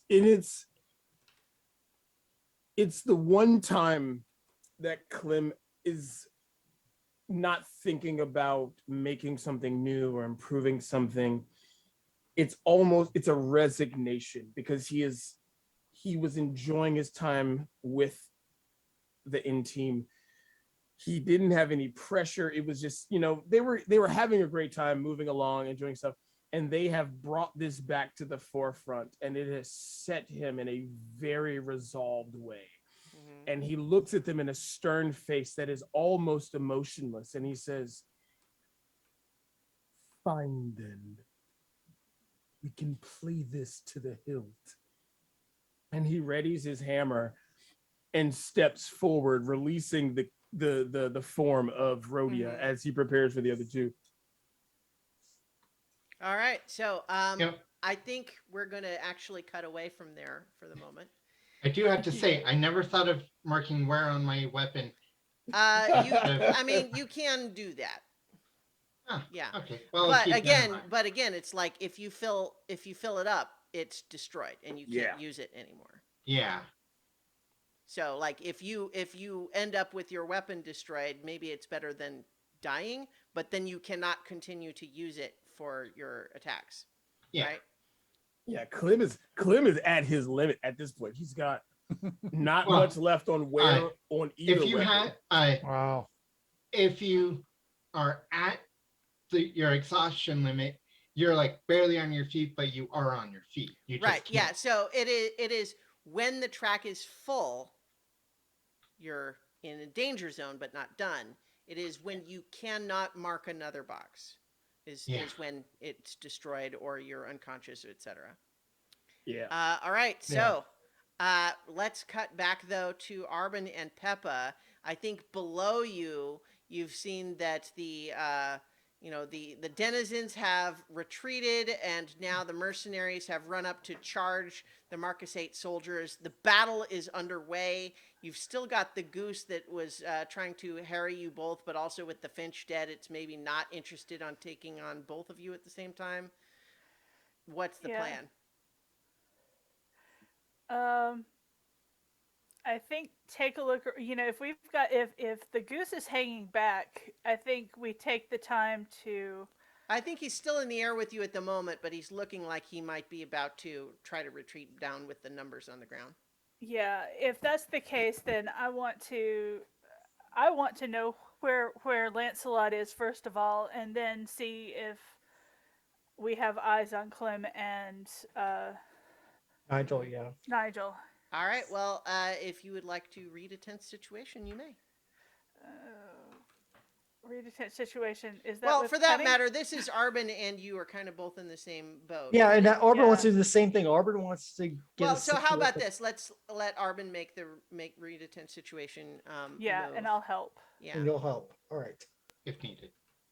Well, that Well, and then for that matter, we established Lancelot on the ground can help with that as well. they're not going to need to help me. I got a 14. Okay. Okay, awesome. Well, and then for that matter, Arbin, don't you have the?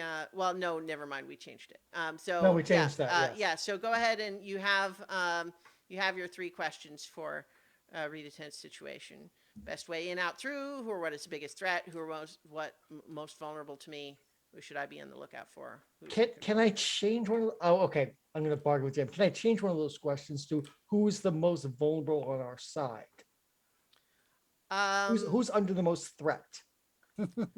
I think in the context of some of what Peppa was just talking about, you're realizing where are Nigel and Clem, Okay. and you are recognizing and remembering there had to have been people in town already. You're seeing that the mercenaries are currently held up at the line here by the Marcus 8 soldiers. And I also realized the mercenaries must have had people inside the town. Yeah, when I flew exactly. over. Yeah. So, All right. So you recognize where are they? They're not here, so it's possible they are vulnerable. Yeah. Okay. Because they are vulnerable in the sense that you don't even know if they're okay. You don't know where they are. Yeah, I know where Lancelot is, but I don't know where Mhm. Clem and Nigel Yeah, are. And, Lancelot okay. is safe behind the Marcus 8 lines for the moment, and the two of you are, right here. Okay. Like you've still got this goose, but he looks like he's going to withdraw. So you guys are doing okay for the moment. He's okay. I'm gonna turn tail, shout to Pepper. We need to find Clem and Nigel. They're not around, and Mhm. fly back towards the town. You had two more questions? that I you do could have to. What should we be on the lookout for? Yeah, I guess what you're on the lookout for, I guess, is thinking about if there were other agents in town whose Mhm. first move was to blow up a tree so as to destroy town hall, what might their secondary target be? Yeah. Sawmill. What's that? Huh? Yeah, well, yes, the sawmill is the obvious choice. Yeah. Well, so- because like the other major locations would be the Yeah. fort, but you already know that's currently kind of not occupied or destroyed, and then the sawmill is the other major project in They town. blew that up once. Mm-hmm. Yep, I'm gonna fly towards the sawmill, trusting Pepper to follow me. I have one more question. Who is who? I want to get a sense of how the battle's going. So, who is control here at the moment? I think right now, Mhm. uh, right now, your assessment based on your military experience, the Marcus 8 soldiers are pretty good, but this mercenary company, like they don't have an essentially very well defended position. If the Marcus 8 soldiers do get backed up by the denizens more, they will probably ultimately repel the attack, but you expect casualties to still Yeah. be It's higher good than you'd bloody. like. So you suspect that this attack is. I think I'm going to go ahead and give you the read on this that you think this attack is not intended to take control of the clearing. It is intended to deplete the Marcus 8's resources. Battle of attrition. Got it. Yeah. They don't want to hold the town, but they want to bloody its nose bad. The Yes. Marcus its nose. Got it. Yeah. Force them to withdraw some of their troops that they were sending to Sundell to Yeah. feel like they have to have more in Patchwood to keep it well defended. And then Sundell is more vulnerable, and it just all of Mhm. that. Yeah. Yep. Great game. Got it. All right. So yeah, I'm gonna trust that Pepper will follow me towards the sawmill. Well, you don't necessarily have to trust. You could just say, "Hey." Well, yes. Follow me. I think the sawmill is a vulnerable target. Well, I and maybe- suppose trust in the sense that she could choose not to. correct. Yeah. Yeah, but mayhem. Mayhem. Yeah, there's gonna be we're gonna have mayhem in a moment. Mm-hmm. I think also you can make more difference at the sawmill than you can at the battle. Yeah. Mhm. I mean, I could do something at the battle for a little while, but Mhm. in the end, I'm better with the small individuals. And Sure. Yeah. Clem's fiance might be on the bill at some point, Mm-hmm. maybe. Our versatility is what makes us valuable. Mhm. Yeah. Mhm. Yeah, we can move to where is needed, Right. so we can take advantage of that. Okay. So so Lancelot, I think that you are still things are happening quickly. The villagers do seem to be doing what you asked, but that's going to take a little bit. So are you still Yeah. just sort of waiting for that to happen? Anything else you want to do in the meantime? I'm going to go over to the Duke and the Count and say, denizens here seem to be listening to me. I'm not sure exactly why, but here we are. That's a big force out there.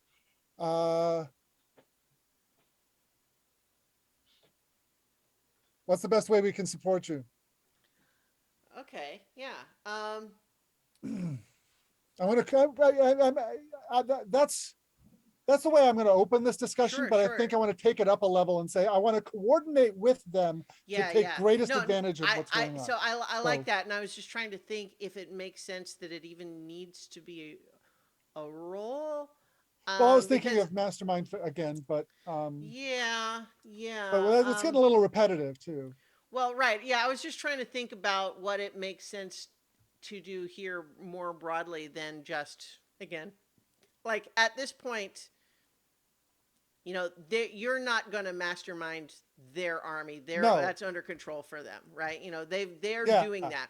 But figuring out from them how you can direct the denizens to be of maximum benefit, right? Like that, but Yeah. but I wouldn't call that a mastermind move, right? Like that's No, yeah, that's so how about this? I think that unless you if you want there, so like if you want it to just be for the story, I don't think you need any move at all to kind of just okay. coordinate with them. However, if you would like there to be some mechanical benefit, we can figure out a role, but that of course comes with a risk that it could go bad, right? Yeah, I think I'll go without the role and just say that's what I'm doing right now, and making plans so that when the denizens rally again, Mm-hmm. I'll know what best to do at that point. Yeah, so I think what kind of happens here is that as you're approaching their little sort of command like location where they're sort of trying to direct it and shouting lots of commands and everything, as you approach kind of with that, I think there's a moment where the Duke kind of like, not quite a sneer, but a little bit of like, what are you talking about? And then I think there's a moment of looking to the Count and and to James, and they both kind of say, kind of give a nod of like, yeah, no, I think so. I think we need to work. That we need all the help we can get. That sort of look. And so Yeah. the Duke just says, "Very well.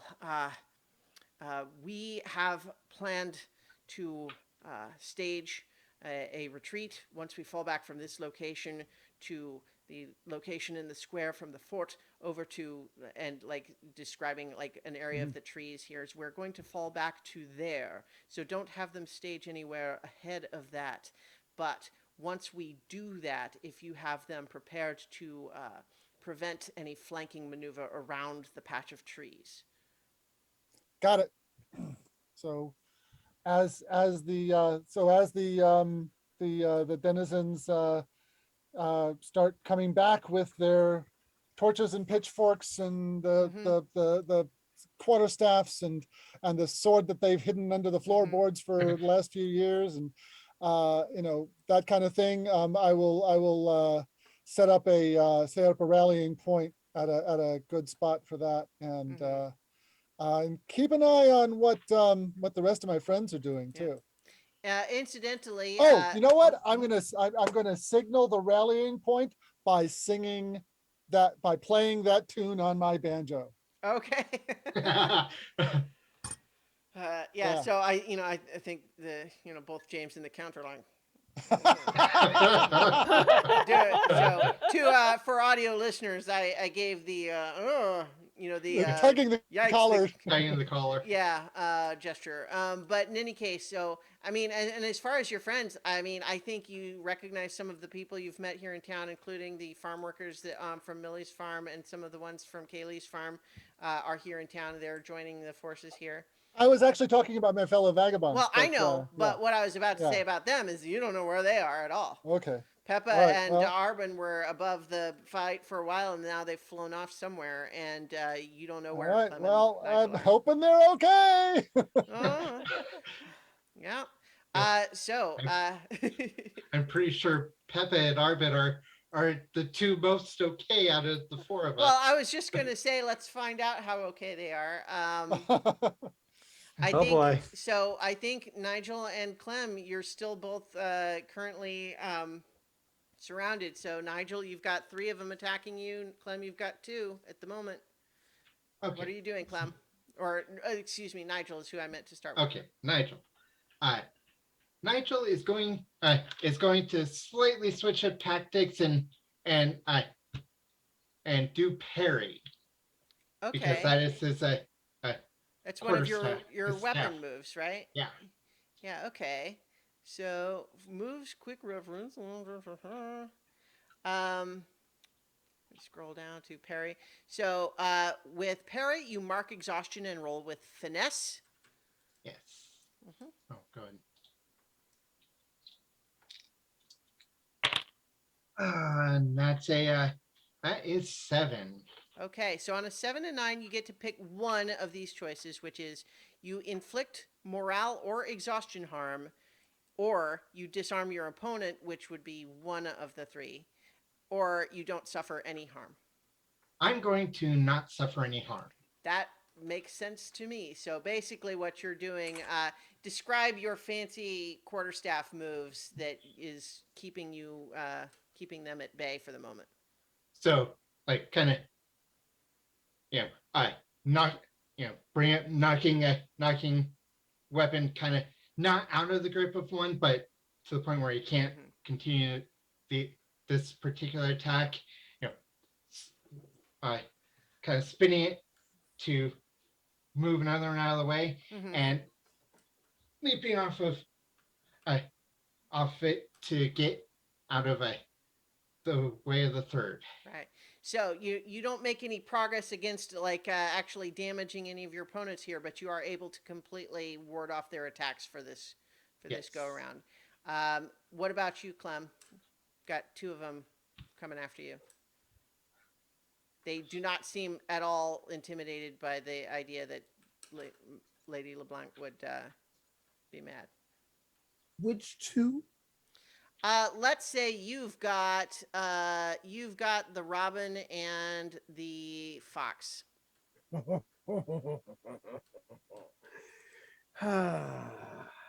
Everyone who has garnered ire from us has come to me today. That is fine. Yeah. The robin, incidentally, yet another fancy waistcoat, top button undone. Oh, wow. Okay. Got it. He's in a fight. Oh, I see. Yeah. Need that flexibility. Mm. Got it. So I'm gonna save that just in case. So I will engage in melee All right. with. Once again, a reminder too that you guys, one of your options with the engage in melee is to shift your range. So if you were trying to, for example, get away, that's how you would do it. But up to you. So go ahead and you can engage in melee. Oh yes, you've given me a very delightful idea. Oh god, I hope I get a 10 plus. Big bucks, no Emmys. Okay, it wasn't 10 plus. It was an 8. So Okay. I got a 2 and a 5. Right. So So with an 8, you get to pick just one, which is inflict serious harm, suffer little harm, shift your range, or impress, dismay, or frighten your foe. I will shift my range. And by doing so, Clem slips. Bearing in mind, they will still do their damage for this time. Yeah. Right. Which is going to be 2 boxes of injury coming your way. Oh yeah, I've got enough wear to take those, so I'm okay. Okay. Although after this, not so much. All right. But Clem shifting his range, he actually allows one of them to come in close enough, almost to the point where they feel like they're going to get a solid hit on him. And he shifts sideways and slips between them, and now has them against the corpse or body of Rhodia, and he is on the outside. Okay. So you've managed. So okay. Basically, important question. You've shifted your range and managed to slip around them, but have you moved out to far range, or you just wanted to change positions? Just change position. Okay, which means they are still able to just fight you. Absolutely. All right. So I think we need another round of this, Nigel. Okay. Think using this guy, rally a bit, gonna try and do another engage in melee. That is a 10. Okay. So once again, you are able to choose 3 of those options. Okay. Little harm taken, a lot given out, and gonna. Oh wait, that's. uh, I think gonna go ahead and impress, dismay, or frighten. Okay. Okay. So, tell me, who are you focusing your attack on? When you're doing extra damage. I think the Wolverine still, because Okay. Also, your you're using your staff or your dagger? dagger for like Oh, well, for okay. You, all right. I will allow it here, but I think also we want to kind of imagine in the fiction you just used your staff to parry, right? But it's okay. Oh no, the dagger has parry also. Okay, Oh, it I does? think in hindsight, Oh, in So, hindsight, I- I don't think I would have allowed you to actually buy a dagger with parry. That doesn't make any sense. okay. But I'll allow it. Uh, It's a weird. How about dagger. this? No, How about this? Okay. Trade the parry for an extra box of wear. Okay, well, but then that just gets us back into the question of like, are you switching weapons? What's happening there, right? Well, He's trying to stay alive here. I know. I'm just saying, I will allow you to have either the dagger with a parry tag, even though it's not obvious how that would happen. But we can say that it does anyway.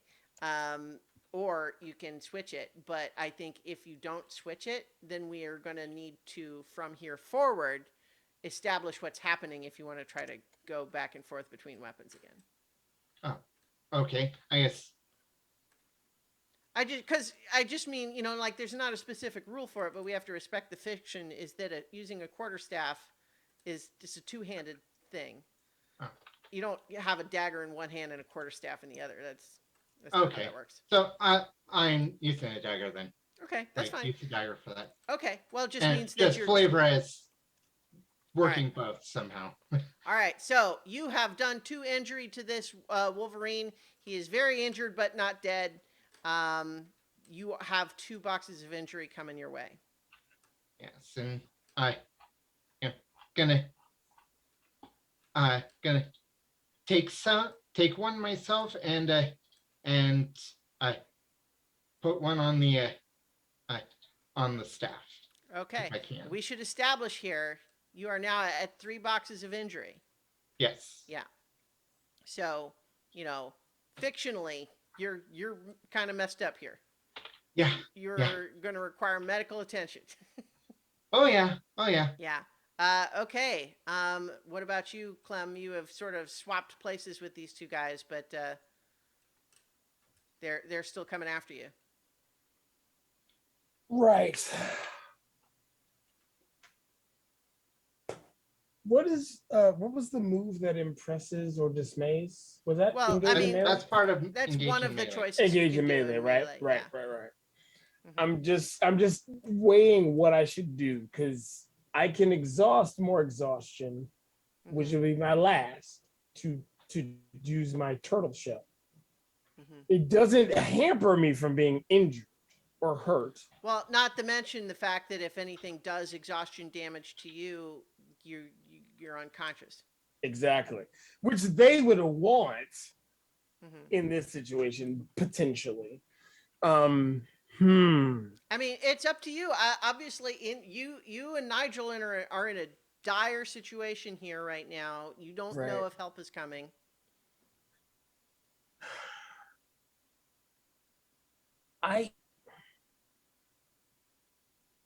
I'm not worried about Clem. I have garnered Clem to be very defensive, Mm-hmm. but it's my book nerd friend that I am very worried about. And Mhm. Go for it. I thought that they would be way what more interested in the target, especially if the target was like way flashier. And I'm not saying, Mhm. splattering, the leader against a wall is flashy, but I thought they would be more focused, but they're not. So I need to do something to be more flashy. Well, I mean, I think arguably too, they don't like you've got the focus of 2 of them. They don't think they That need is more. true. Yeah, that's fine. Yeah. So could I pin the both of them against the wall slash body of Rodeo. To pin both of them, you will have to be able to select that. I'll let you select it twice, but you would have to be able to select it twice, meaning you're going to need to get a 10 plus or not, or Ooh. to be able to All pin right. both of them. And Okay. it would be instead of another choice. Right. All right. And I'll say if I don't get enough to mark 2, then it's definitely going to be on the Robin. Okay. Yeah. Oh.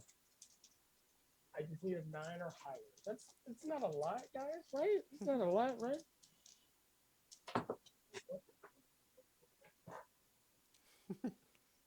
Have to roll the dice on the table, though. Oh my god! I got a 6 and a 9. Okay, Wait, wait. wait. 6 I and got a 3, you mean? A 6 and a 3, yes. Okay. Okay. So does is that mean 10. that's a 10 with your +1? It is. Okay, and you used your last exhaustion to do that. Absolutely. Okay, so with a 10 plus, you're picking 3, which can be, I will let you have 2 of those to pin both of them. Yep. But then you only have 1 left for inflict serious harm, suffer little harm, or their armor or equipment is damaged. And that's gonna, if it's doing more harm or damaging, it's gonna be 1, not both. Right. So one of the 3 that I can choose automatically is to pin both. Well, so what I'm saying is, if you want to pin both of them, you have to pick that one twice. I'll let you do that. Okay, awesome. But that'll be 2 of your 3. And if I choose harm, I take 2, right?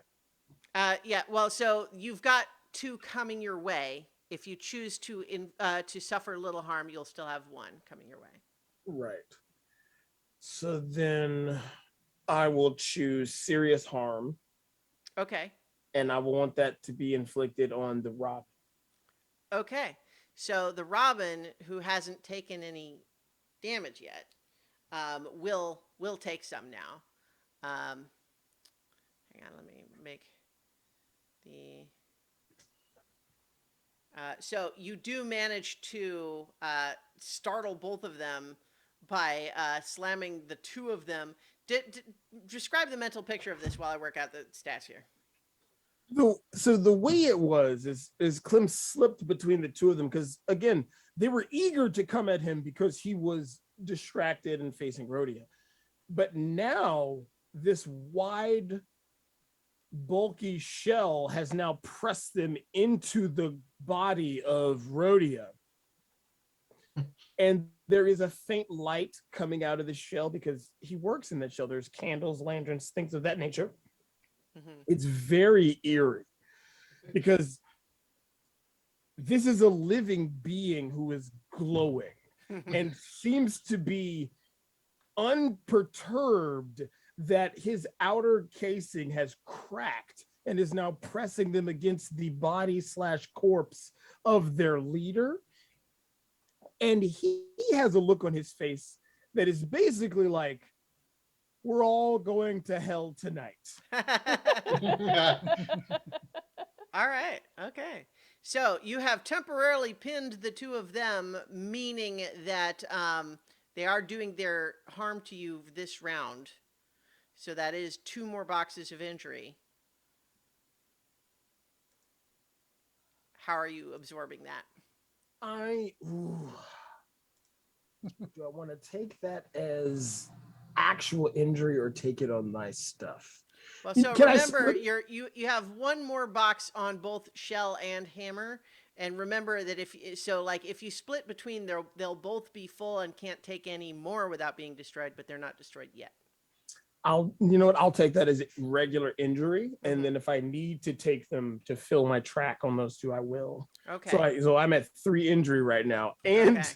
at 4 exhaustion. Clem Right. looks harrowed. Clem looks like at this point he could sleep for a week. Mm-hmm. Mm-hmm. Yeah. Oh boy. He's gonna need to sleep for a week. Yeah. So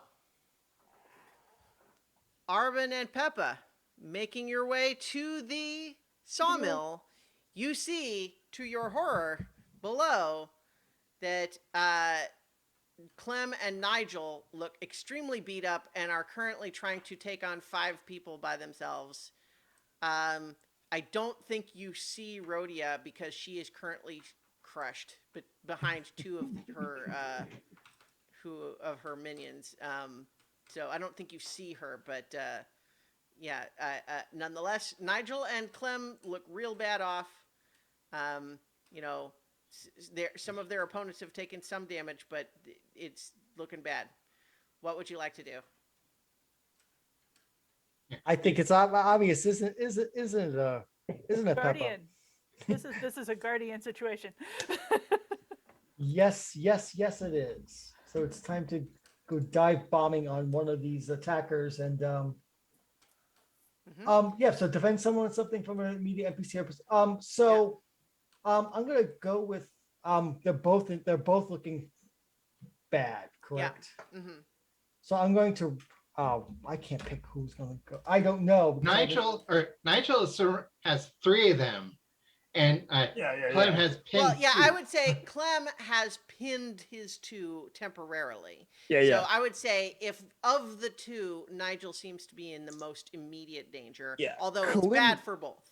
Okay, Yeah, so Clem then- has a grip on his situation, a very tenuous grip. but Yeah, Tenuous. grip. he's bought himself some time at least. Okay, so I'm going to go dive bombing on one of the ones attacking Nigel to using my guardian move. When you defend someone Well, with something, so yeah, your guardian move is less about like an individual opponent and more about the protection of the individual. So right, I'm go ahead, trying to go- protect Yeah, Nigel. go ahead and roll with might. All right, let's see. And that is a 12. Okay, nice. So on a hit, you keep them safe and choose one of these things. But on a 10 plus, you're going to. It costs. Well, hang on. You've got the way I'm looking at the way you have it written on the sheet here, and it's a little bit confusing. Oh, yeah, That's okay. Which book was that from? Do you remember? I think that was from the second book, not from the main book. Oh crap! I did type this wrong. Let's see. That wasn't a custom one, was it? No. It's like I think it's from Travelers and Megalons. Okay, hang I on. did type. I did. No, Guardian is from the Arbiter playbook, which is Oh, in the main book. So, okay. So basically, on a hit, you keep them safe and choose one of the list. And then on a 7 to 9, it also costs you or escalates. And in this case, obviously, that doesn't apply. So you are still just choosing one of these 3. You keep Nigel safe, but you're choosing now between draw the attention of the threat. They focus on you now. Put the threat in a vulnerable spot, take +1 forward to counterstrike, or push the threat back. You and your protectee have a chance to maneuver or flee. Let's push the threat back so Nigel can get out of there. Okay. So, I will, if you would prefer to describe how this plays out, go ahead, or I will do it if you would prefer. No. So Arbin comes screaming down, landing basically, not quite landing between Nigel and his opponents, but kind of dive bombing and getting them confused, scattered, and pushing them basically standing away as this very angry Amber Falcon has landed in front of the Capybara, and they're backing up, so that giving Nigel the space. Mm-hmm. All right. So we have space, and he's safe for the moment. All right. So, how about Peppa? What are you doing? Clem looks kind of rough, doesn't he? Mm-hmm. I think that Arbin for the moment has got this, and I am going to try a trick shot to hit one of the guys that Clem has pinned. Okay. So when you are, he's got the Robin and the Fox, I believe we said, were the 2 that he's got pinned. So when you fire a clever shot designed to take advantage of the environment at any range, mark where on your bow and roll with finesse. And that is a 10. Okay, so on a 10, you can choose 3 between your shot lands in any target of your choice within range, even if it's behind cover or hidden, which I think in this case that's, the primary thing you were looking for, right? Because they're Yeah. behind Clem cover. Right. But then you can also choose 2 more between your shot strikes a second available target of your choice. Your shot This is- cuts something, breaks something, or knocks something over your choice, or your shot distracts an opponent and provides an opportunity. Okay. If I'm going to do it, I get to choose 3.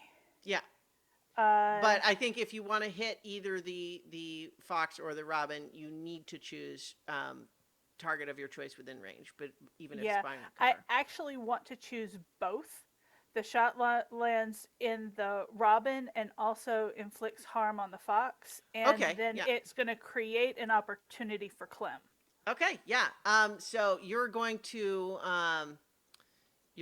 do a box of injury harm to both the fox, who I think is going to again take it on his armor, and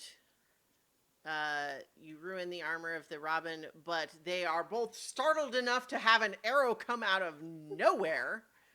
And I think what I'll offer here, because it ends up doing wear damage to them and it hits both, is that what ends up happening that gives you this opportunity, Clem, is I feel like you feel the arrow whistle past your neck in like a little gap between where your neck comes out of your shell. And it manages to take advantage of a split second where their armor was overlapping. And so it pierces both of their armor, and they're both sort of now pinned by the arrow by their armor, which will give you, Clem, an opportunity to step away without them sort of slashing at you. But I will let you choose what you do with that opportunity, Clem. Absolutely. Clem understands because his hammer and his shell. Matter of fact, he feels a draft coming through his shell. He's not accustomed to that. He didn't think he hit Rhodia that hard. No, he really did think he hit Rhodia that hard.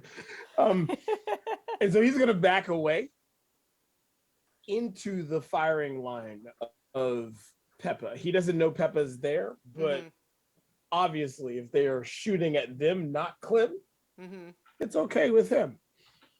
Though he is going to take a look over and see Nigel, and he's going to see that Nigel and Arbin now have encountered those 3.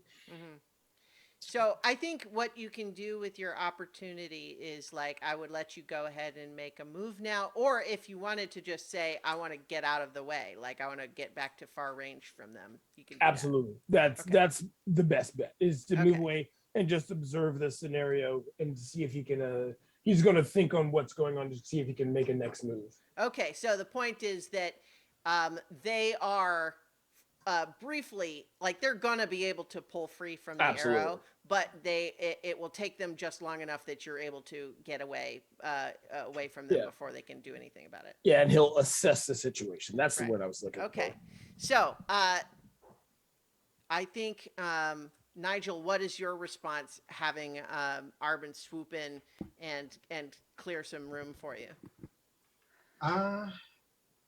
Gonna.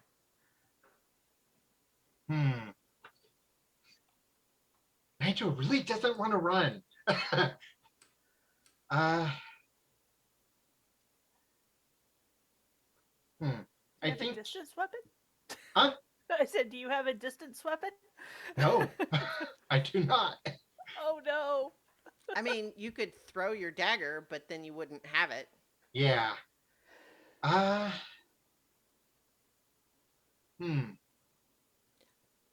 mean, it's up to you, but obviously, if you even with allies at your side, if you rush and engage with melee with someone, you're going to still be at risk for taking damage.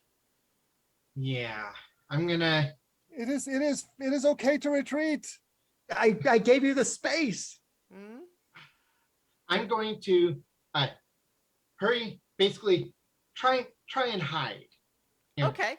Stay close by, but but All right. Yeah, yeah. No, that out of works. You sight. and you have that roguish feat, correct? Yes. Yeah. So go ahead and attempt your roguish feat. Stealthy Well- capybara. Let's be honest, fam. As much as Clem wanted to murder Rodeo, Mhm. he achieved that. Now he's good. He's good to go. He can skedaddle. He can exit stage left. So I Arvin, you're not quite sure where Nigel went. Sneaky capybara. So what was your roll? 12. Okay, there you go. Yeah, so here's the thing is that I will allow you because it is you doing this expert roll. You can choose if you want for it to only be unclear to the enemies. Well, where you went. Okay, for a second you're not sure where Nigel went, but you realize he's hiding on purpose Okay. and So decide to. you're kind of in the middle of the town, so my guess is you kind of just went around the corner of a building, right? I mean, Well, unless- I like kind of dove behind, kind of went behind a stack of barrels, and Okay. Yeah. So you've broken just- line of sight. They're not sure where you went. Yeah. All right. Great. So I think now, Arbin, now that you've cleared some space for Nigel, what are you doing? I think now it's time to do the storm of group. I've got 3 of them and 1 of me, and Yeah. let's see if I can show them up. Well, and in fact, actually, since Clem has backed off from the other 2, I'll actually say we can count all 5 as a group now for storm of group. All right, let's do this. 7 plus 3 is a 10. Okay. So for storm of group, you mark I exhaustion. mark exhaustion. Yep. Well, and then you got a 10 plus, so you're choosing 2 of, you show them up, inflict 2 morale harm, you keep them off balance and confused, inflict 2 exhaustion, avoid their blows, suffering little harm, or little -1 harm, or you use them against each other, mark exhaustion again, and they inflict their harm against themselves. I'm going to take the last one, take the second exhaustion to do that, and I will Mhm. take little harm out of it. So basically, I'm doing that. Well, no, juking if you well, so if Oh. you're already using that to have them do Oh, then I their don't need to do exhaust- that. you Okay, don't then need I- to do little harm. then let's do 2 wow. morale harm because Yeah. I am just duking and driving, letting them hit each other. So not only are they hurting themselves, Yeah. they're getting demoralized. Yeah. The fact that every time they try to hit me, they actually hit one of their friends instead. Right, right. So now that they're a group again, I'm once again using mob statistics, and but tracking how they're working. So I think that you are just this whirling buzzsaw that is not necessarily always making contact, but is sort of leading them almost like a bullfighter into hitting each other as they try to go after each other. And I think that you end up let's see. So they're gonna be doing every amongst themselves. Yeah, so they are, definitely hitting each other, destroying their own armor, looking kind of like confused and frustrated. And you chose the other one you chose was the morale harm, right? That's what you said? Yes. Yeah. So I think, yeah, they're definitely like, whoa. A minute ago, it was 5 of us against 2 that were already pretty beat up. This is different now. This is not the same situation we were in a moment ago. But they're not quite ready to break and run, but they are considerably closer to that than they were a moment ago. What about you, Peppa? What are you doing? I don't. I'm my trick bow. I'm almost at max wear on that, so I think I'm just gonna pick one and shoot it. Okay. So you're just doing target an enemy. Yeah, just target an enemy, Okay, so go ahead and roll your finesse. which is a 9. Okay. With a 9, you are. I think that's you hit. You inflict Yep. injury. Period. Yep. So they're gonna take which one do you strike at? Yeah, there's all 5 of them now. I think whichever one. Honestly, let's just go for the armadillo, because that's Okay. weird. All right, sure. Yeah, so you strike him and you get a meaty little patch between 2 of his little armor plated weird skin things. Yeah, and so you do some injury. They're definitely looking rougher than they did a moment ago. Whoops, I'm putting that in the wrong place. But so there's one sort of piece of this little battle here that we have not previously established what's going on with, and that is Rose and the interior of the sawmill. Mm-hmm. So what I would suggest is that right now, everyone in this immediate area suddenly hears the sound. And we're going to cut over to Lancelot. Oh, I love Rose just for the. I just love her to pieces. Yeah. So, Lancelot, I think that Yeah. you have managed to rally the denizens, and Mhm. you know, as you discussed with the Duke, they have set themselves up to prevent the mercenaries from flanking around where the Marcus 8 soldiers are trying to, you know, defend their new position. They've been doing relatively well in terms of holding it off, but it's also like it just seems like there's definitely people are getting hurt. There's increasing like sense of danger. Some of the mercenaries have also gotten hurt and falling back, but it's also just like, again, this is just increasingly feeling like a costly battle. Yeah, yeah. Because they are willing essentially to just like, you know, they can flee kind of whenever they want, but their goal seems to be to just cause a lot of damage, right? Yeah. Also, I think you Hmm. recognize that as you are kind of getting into position, you realize that there is a fire starting in the back where the one tree blew up and fell over. Yeah.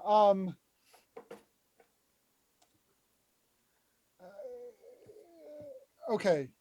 And I've got, and it's, So you're the tricky situation, the challenge that I'm putting to you, of Yeah. course, just to lay it out, yeah. is send people to help the fire, battle starts going worse. Hold the line on the battle, fire gets worse. You know, I have not done anything with the fire because it's like is the fire threatening something beyond some forest and underbrush at this point? Well, it is, because specifically the tree that is now laying across the distance between that patch of trees and the town hall is what's on fire. Right.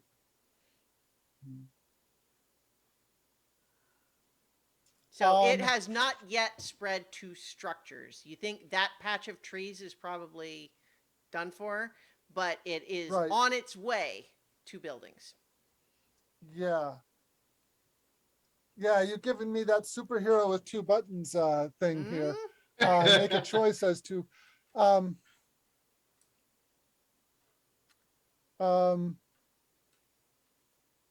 what does you know what? People are more important than buildings. If Lancelot's leadership can mean there are fewer casualties in holding off this attack, then that's what he's going to do. All right. So you start to have some of your denizens following your orders start to look back at the fire and are looking a little like their resolve is breaking a little bit. They're not sure, but what do you say in order to give us a little bit of your speech? Hold the line. Homes can be rebuilt. Trees will grow. Your lives are your lives are what's risk here. Nice. All right. I think that because I made you make a tough choice, I'm not gonna have you have to roll also. Yeah. Uh, I was thinking so, about doing something else, but you put that in front of me. So well, I mean, if you want something else on top of that, then I actually was going to shout for Arbin or Peppa. Um, uh, if you guys are free, Arbin, Peppa, flyers, I could use your help. Mhm. So I think the battle, as established, because you chose to, have everyone hold the line. Currently, it is, the fighting is furious, but they've stopped the advance for now. This is a good defended location, and so there is fighting. There are people being hurt, but at least right now the retreat has stopped, and it looks like, your best guess is like you might not have to. It's just going to be a matter of time now between when the mercenaries will decide they've had enough. But that also, it's not just time, right? It's how much damage are they doing before they make that call. Yeah. But in the meantime, uh,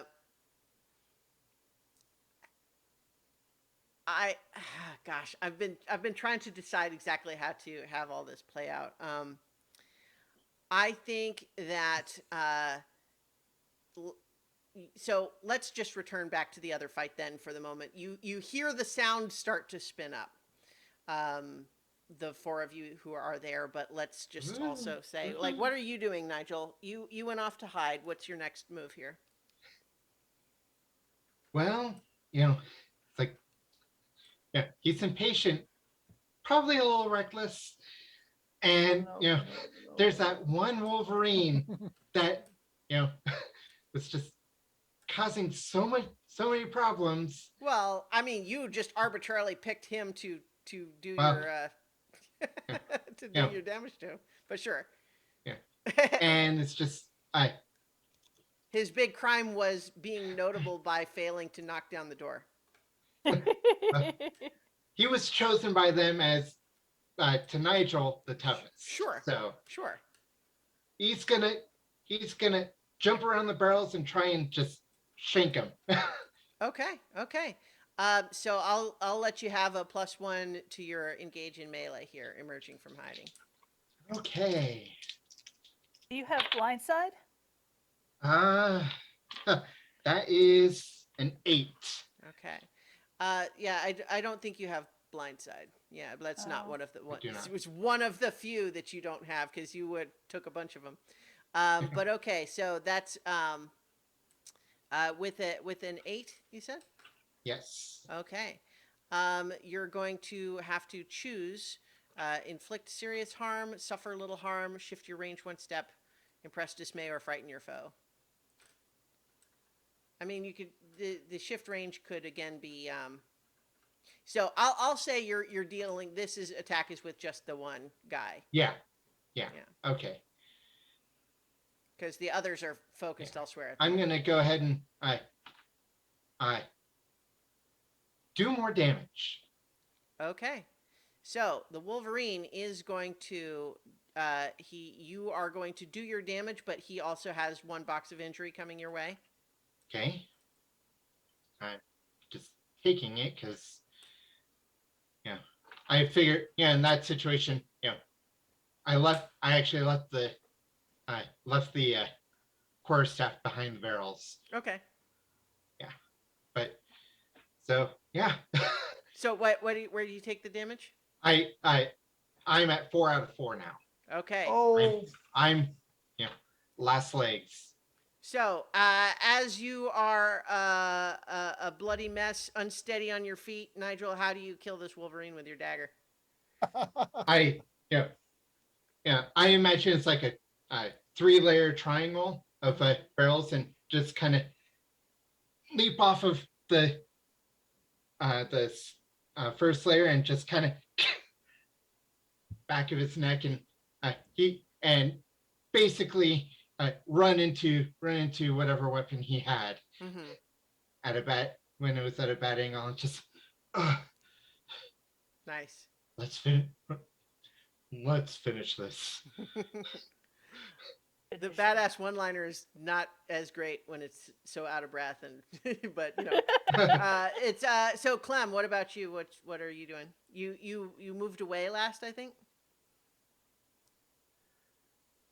But but now since then, Arbin has got the group kind of all turned around, and then Nigel's just killed the Wolverine. Yeah. Right. So there's two in front of me, or at least two. They're kind of all running Lame. around now because Arbin's kind of had them. I'm kiting them, yeah. Right. Yeah. And it was the Robin and one other. So remaining are the Robin, the Crow, the Fox, and the Armadillo.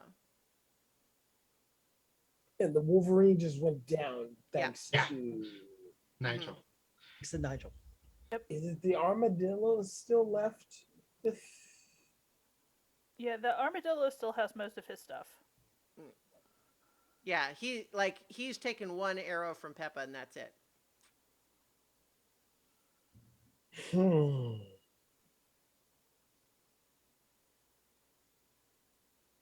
Do they seem to be focusing on the target, or kind I of mean, looking around for direction?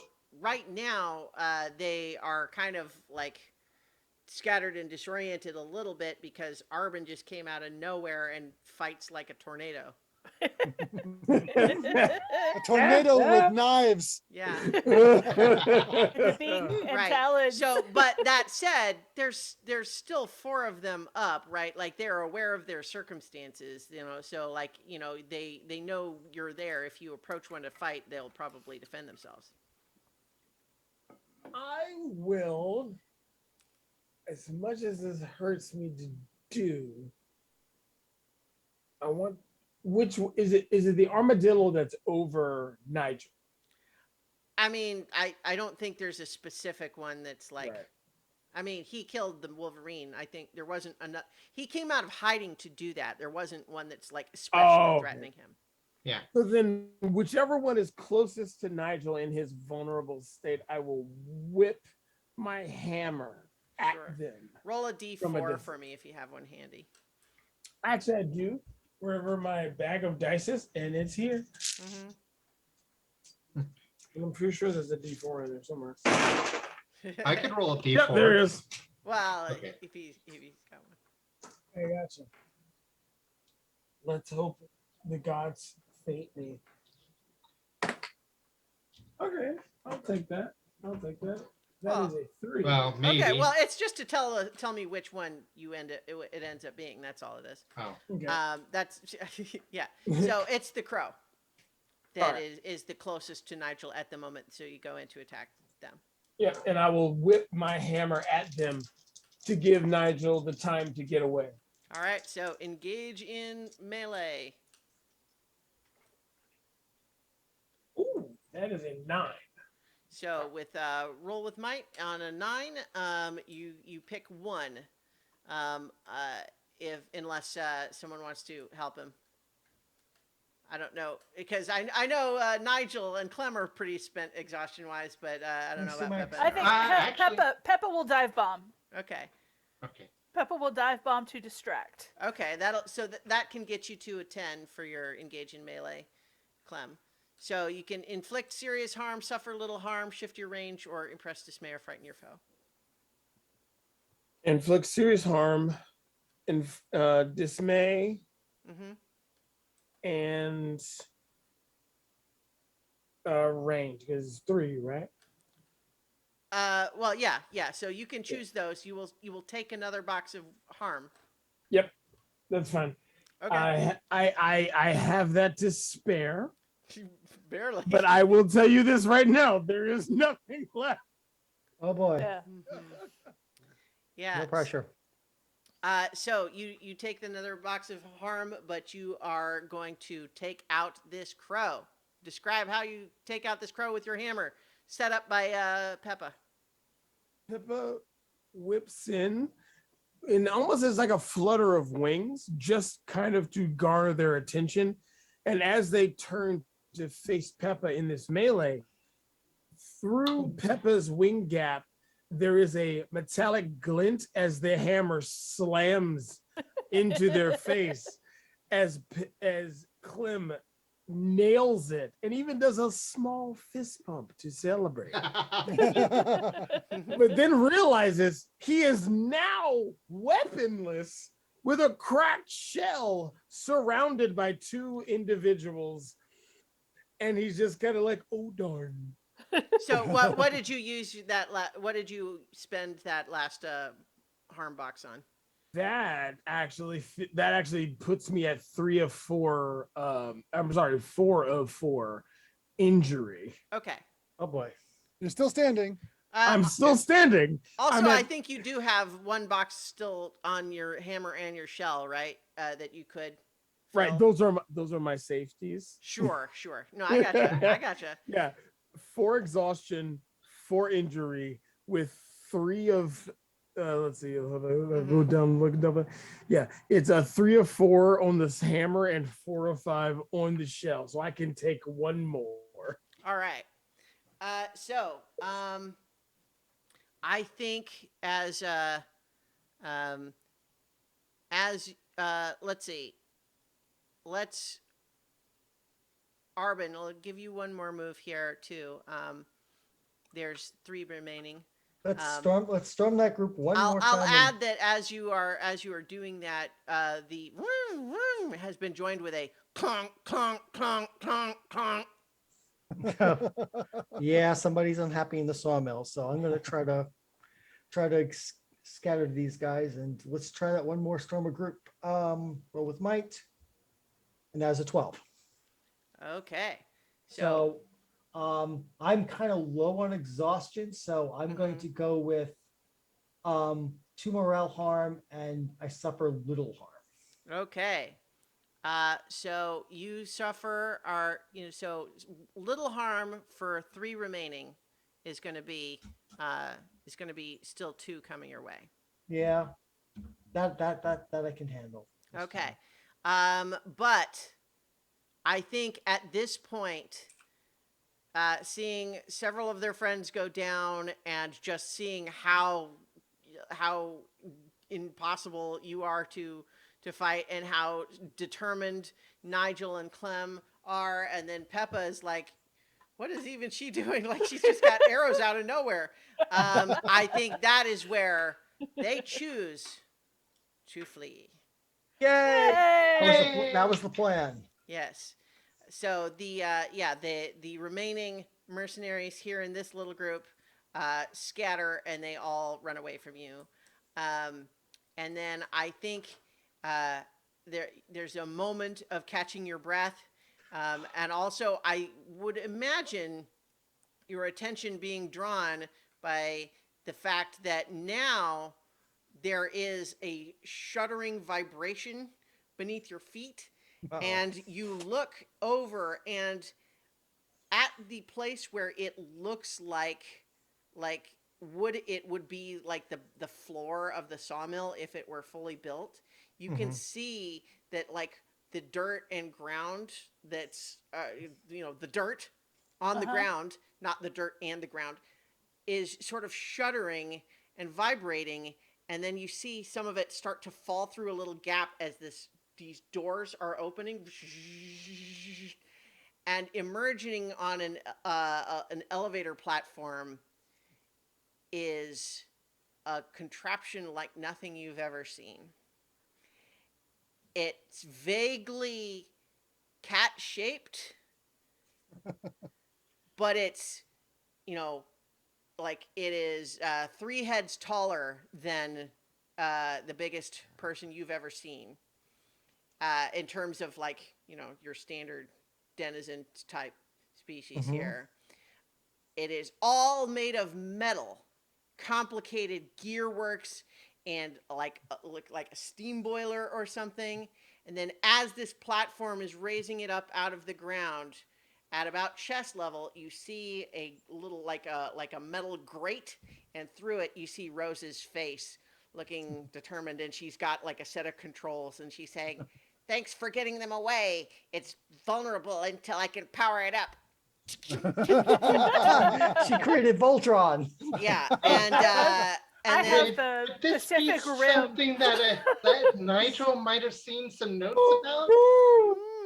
Perhaps. Uh-huh. yeah. Well, I think it is far more realized than I think you thought that you thought they were maybe perhaps So, like so as it would seem that she has maybe solved whatever the engineering problem was that was So- stymieing it before. as she goes stomping away, it's like Nigel's looked there, like as stunned as you'd ever seen him. It's like, so that's what it looks like. Hmm.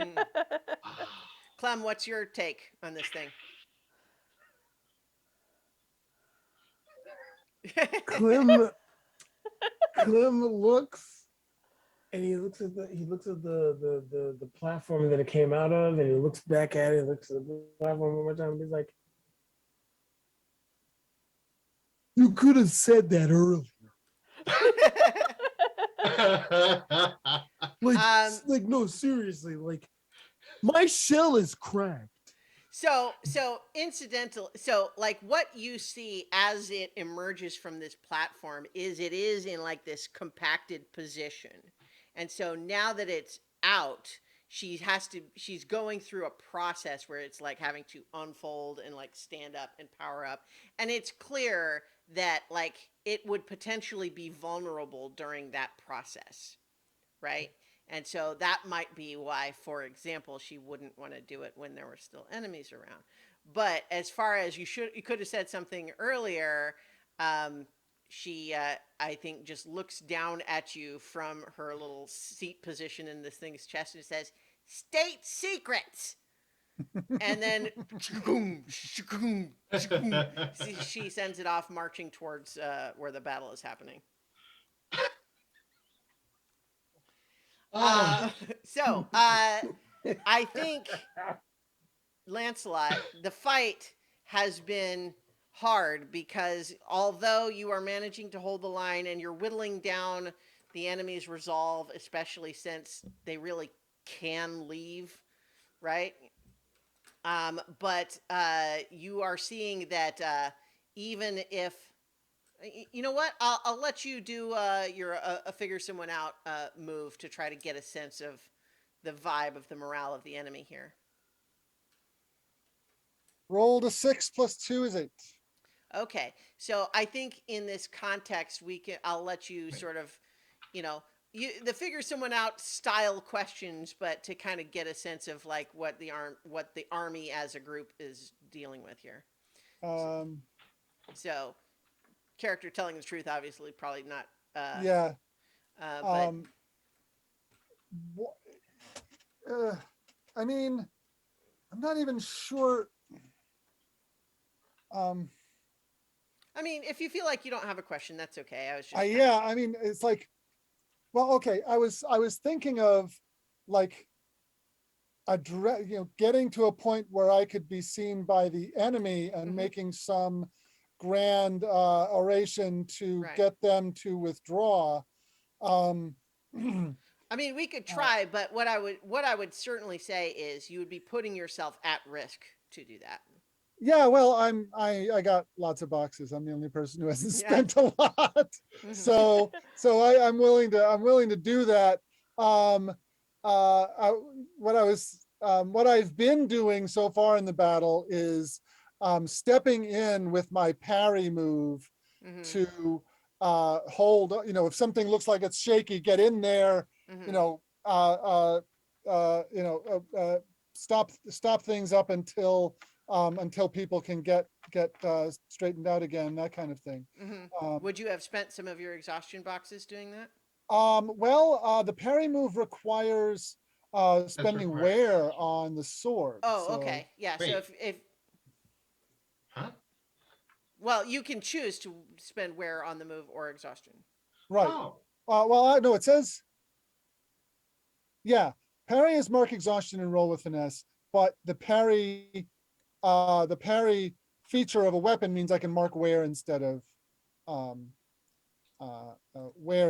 exhaustion. Oh, yeah. So there's the parry weapon move, but then a Oh. parry tag. Okay. I Yeah. did Yeah. not realize that. So I'm going to say that I've spent all 3 out of 3 on the sword. Okay. Um, So your sword is taking some damage Yeah. here. It'll need repairs. Yeah, But but yeah. So in the meantime, though, I guess I mean, if you feel like you don't have a but sense of the enemy's sort of, morale yeah, or what I whatever, was that. actually hoping to Mhm. do, and the reason I was calling Arbin, is I'm going to Arbin or Peppa, it doesn't matter which. If I can get either of them back, I was going to pick out some flyers from among the denizens. I'm sure there's a few, ducks or chickens or some kind of flight capable people. Mhm. Um, um, and tell either Arbin or Peppa to lead them around this battle to where they climbed the cliffs and Mhm. sabotage their climbing equipment. Okay. I mean, I think But well, that I would was, say right now you still haven't seen your other or your friends, and yeah. also I So, think the cliffs are farther away than you're thinking. okay, but well, what I was thinking is that Are you they could wanting probably to get there. prevent their retreat? I wanted to threaten their retreat to make them retreat faster. Well, okay. I mean, I think that you can't see it from here. The cliffs are farther away than that. Right, right. But if they saw me giving those orders, that might get them to retreat. Okay. Well, so again, what I'm going to say is if you want to be able to be in a position to do or say anything that's Yeah. going to affect the enemy behavior, you are putting yourself at risk greater than you have been so far. Yes, I'm going to do that. Okay. What move is it that you're trying to make here? Because Well, this is like trick. This is like, I mean, I it's don't know. Yeah, kind I of want to trick an trick them. NPC. Okay. Well, either trick them or just like let me look at the NPC moves. Well, trick an NPC is probably kind of what you're doing here. Yeah. Okay. And you know what? Even Well, because the fact is that you really don't even know that they used climbing gear on the cliffs. I mean, you can maybe guess that, but you don't really know. yeah, yeah. I don't know how they got up the cliffs, but Mhm. I'm just taking Okay. a wild Well, guess. so but that's why I think trick an NPC is appropriate. Yeah, Because yeah. it's not really like and you're actually planning to do a thing. It is a behavior intended to produce a result in them. Right, Yeah. right. So here we go. Plus cunning. Hmm. Rolled a 5 plus 2 is 7. Okay, so on a Oh. 7 to 9, they choose instead of just taking the bait, either they hesitate, you shank their confidence or weaken their morale. They stumble, you get a critical opportunity, or they overreact, take +1 forward. I think in this context, uh, hmm. I mean, I any well, of those is good. I was just gonna say I was gonna choose they hesitate, but then I was just trying to think what the critical opportunity might be. How about this? No, okay. Here's what it is. They stumble because what happens is you make just enough of an impression here that you are going to need to you're going to they're going to start assigning some people to try to go back and cover that. But Right. while they're in the process uh, of organizing that, they create a brief gap in their line, which is going to be taken advantage of in a moment. But first, also, please trust fate for me. Because you've Okay. put yourself in a position where you're obvious and visible to an invading I army. rolled a 6 plus 2 is 8. Okay, so I think you manage to I think, yeah, you managed to duck out of the way as a volley of arrows is sent in your direction. And you need to mark a box of wear on something or a box of exhaustion or injury if you don't have a wear to do. I'm gonna mark a box of wear on my banjo. I Oh, got an arrow stuck in my Oh, banjo. no! Oh, oh, But no, it's on now. But It's on now. I love the idea though that the fact that you had your banjo sort of slung in front of you Yeah, It gets it in the neck right where it would have gone right into your heart. right. Yes. And then you're like, oh no, my banjo. But yeah, so just as there is a moment where the enemy is briefly a little bit less organized by the concern that they might have to send some people back to cover their escape. Clunk, clunk, clunk, clunk. RoboCat. There is now a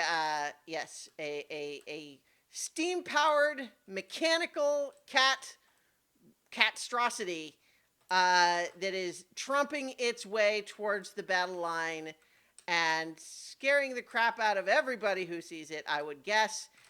Except, of course, for the few Marcus 8 soldiers, including the officers who knew all about it, of course.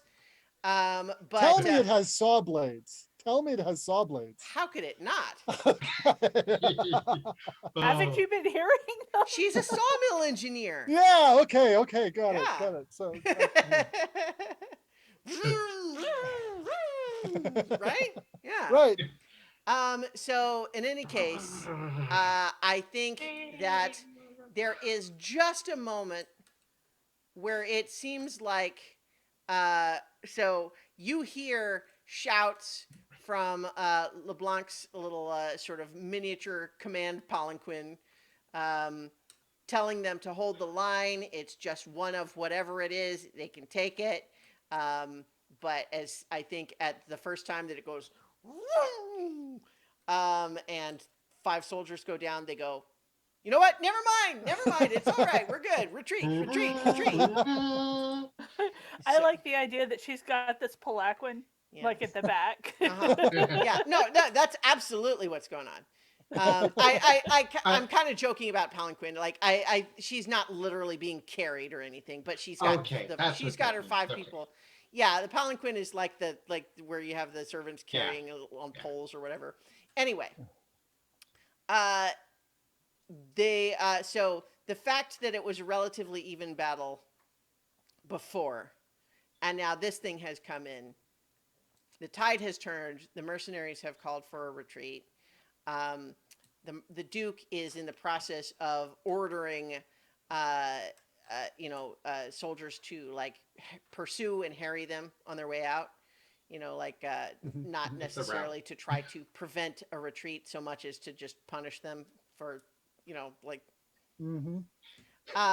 Make him run faster. yeah. So I think at this point, Arbin, Peppa, Clem, Nigel, would you have been following Rose in this contraption? absolutely. Oh, I would imagine. absolutely. Without Yeah. a doubt. So you are a Absolutely. witness to all of this, and in fact can probably come up and join where Lancelot and the other Marcus 8 officers are as Yep. you watch that all play out. And I think that there will be a moment where James will kind of look around and see the state that Nigel is in and immediately lose any sense of dignity or discipline or whatever, and just immediately is going over to you and just fawning all, oh my gosh, look at you. Nigel's just gonna wrap him in a big hug and kind of almost collapse on top of him. Yeah, and I think I would like to share this mental image that I just had in my head, which is James, who is round and fluffy as critters go, with Nigel like wounded and sort of bloody and exhausted, like creating like a divot in the fluffy fur laying on top of him, and then from beneath you, Nigel, James goes, medic. Aw. Yeah, But Love Nigel's James. not bringing him down, by the way. Yeah. It's just like, Clem, I think you are there in time to see that LeBlanc has ordered a retreat, but I think you arrive just in time for there to be a fleeting moment of eye contact across the battle lines. oh boy. does not shy away from this eye contact. In fact, as he is kind of narrowly focusing on LeBlanc, he moves into whatever shamble of a group that is for his compatriots. Not necessarily signifying like, you come at us, you come at all of us, but it's a, I'm not coming back to you. And given the scenario of a giant weird robot thing coming out of the ground to defend us Mhm. from the Marcasate, I'm sure Or they From the know, mercenaries, anyway. or at least for the mercenaries. Yeah, they're like might have to wait, or at least he hopes that they're questioning their their pursuit of him. Hmm. So we hadn't really established what she was dressed like, but I imagine that she is a salamander with wearing like a fancy velvet hat that has just like an enormous floofy feather on it. Absolutely. And so as she sees you do all of that, she gives you one of the and turns away in a huff as she is retreating with her soldiers. And her feather. Yeah. And your feather. Yes, so Like- like it like as she hit the does feather. as she does Like the hit the turn feather. away in a huff, it's a big sort of swirl with the feather. So as it seems the day is one, Arbin, Peppa, Lancelot, what are you doing? We still got a fire to put out. Yeah.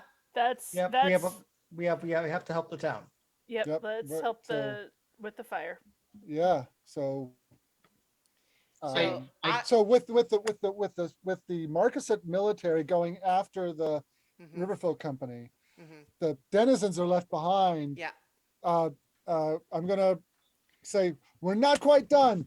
So We've got this fire what I'm to going to wait for. suggest here is that rather than play it all out, we're going to Yeah. montage the end team, this group of vagabonds, and Lancelot leading the denizens in a bucket brigade, putting out the fire, and just kind of watching, sort of the mop up and of this whole thing. And there's going to be a cleanup process of like, the town hall still got crushed. There's a great big tree blocking one of the main roads, but all things considered, this is way less damage than there might have been without the participation of the end team. Dun, dun, dun, dun. Da, da. Dun, dun, Da, da, dun, da, da. dun. No, singing does Um, not work on Zoom, guys. Singing does Yeah. not work on Zoom. That's all right. We Yeah, weren't intending so- to be well. So, Arbin, I think as we get, it's starting to be dusk now. Yeah. The fire has been put out. Everyone's kind of just hanging around exhausted. And I think at this point, the Marcasate soldiers have kind of come back. And there's a moment where, maybe you're just sitting, taking a breather for a moment somewhere when the Duke returns. And, Yeah. and she is on her way somewhere when she sees you. And I think that she just looks at you and her eyes narrow for a moment. And she just gives you one of these nods of respect. I'll give the nod back and say nothing. I'll take it. I'll And she take it. just keeps on going. So I think Clem and Nigel are not necessarily required. Their assistance is not required for putting out the fire, given No, that they are no. currently receiving medical No. treatment. I think they are extremely bandaged up, but doing okay. It's the sort of like you'll be all right, which is not the Yeah. same thing as you're feeling great, Yeah. But I think there is the big area that had been made into a fighting ring is now essentially a great big block party for Patchwood, celebrating that the victory won, and even though there's been damage, it was an attack repelled, and there's just a lot of fun and music and drinking. I think, Clem, there's a moment where Millie has come into town and she asks you to dance, and her in her elderly state and you in your injured state Aw. are about equally hobbling along through the dance floor. Oh, Aw. That is so sweet. That is excellent. Hmm. And Clem finds it very much appropriate because she has been the only person to not be like, oh, what's that on the back of your shell? Hmm. Well, I think that this is a perfect opportunity when we get to session moves to buy off that signature shell because Hmm. it's been all fucked Yeah. up. Oh, And 100%. Yeah. yeah.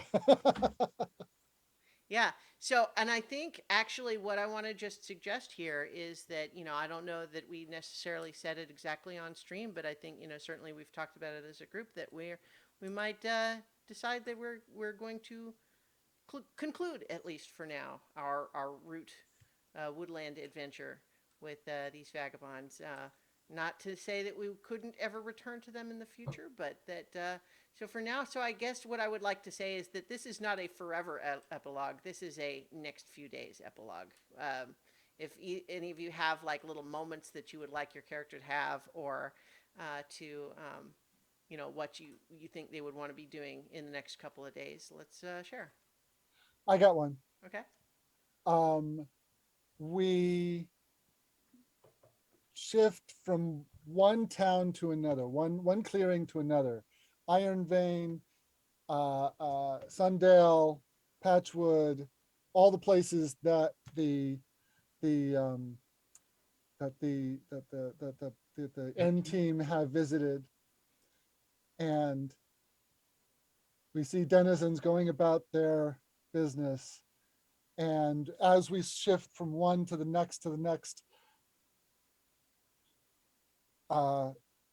Lancelot's song is being sung all over the place. Yeah. Yeah. Aw. Yeah. I think for Peppa, while everybody is kind of resting and recuperating and healing up, she'll be teaching some flying tricks to some of the younger birds in the community. Um, just some acrobatic tricks and stuff that Mhm. just having fun and encouraging them to have fun, as a break from helping with reconstruction and building and chores and stuff. So Nice. she didn't forget seeing that one little bird trying to imitate all the tricks that she was doing when she was flying with Arbin that one time. So classes in being a badass acrobat. Nice. Arwen's going to do two things. He's going to put aside his reservations and start drilling and working with the local Marquisate troops every morning. So now he has real partners, and so to get better, to get them better. If the Duke's going to bury the hatchet, as it were, then Arwen will bury the hatchet with the Marquisate completely and start doing that. He'll also write a letter, and he'll know it'll take weeks, maybe months, to Asperis. If that listeners watchers was the rabbit from the Erie Dynasty that he met a few sessions ago, saying, "I thank you for your offer, but at this time I'm going to remain in the woodlands. One day I will return, but that is not that day. Arwen Ironley." Nice. So, oh, go ahead. Well, does Jason have something he wants to do? Honestly, Clem will be focusing on repairing his shell Mm-hmm. and keeping himself to a diminutive status. Because honestly, at this point, if they throw anything else at him, they would literally have to be throwing themselves at him. Mm. Because they haven't solidified, or to his knowledge, they haven't solidified themselves in a position that can withstand, a counter from another faction.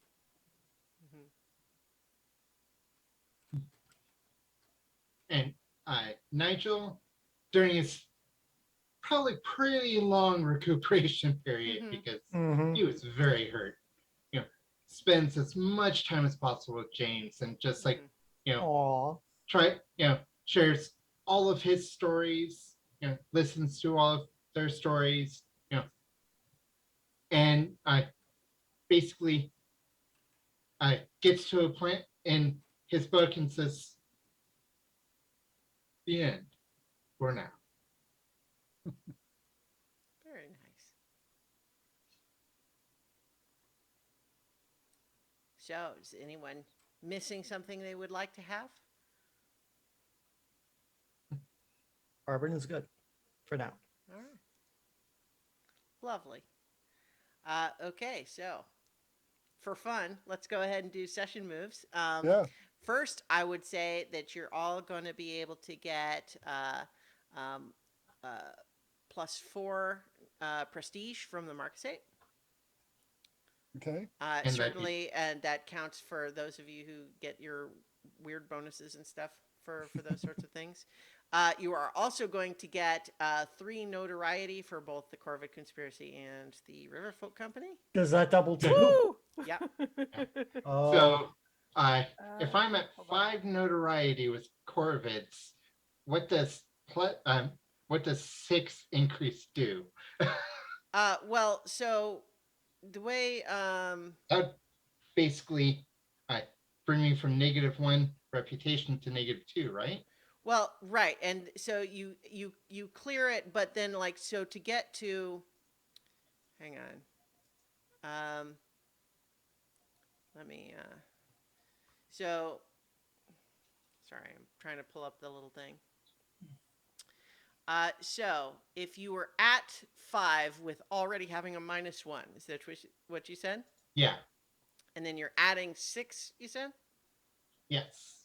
Okay, so with just 1 more, you go to -2. And then you have 5 of 9 necessary to go to -3. Okay. So yeah. Okay. So plus.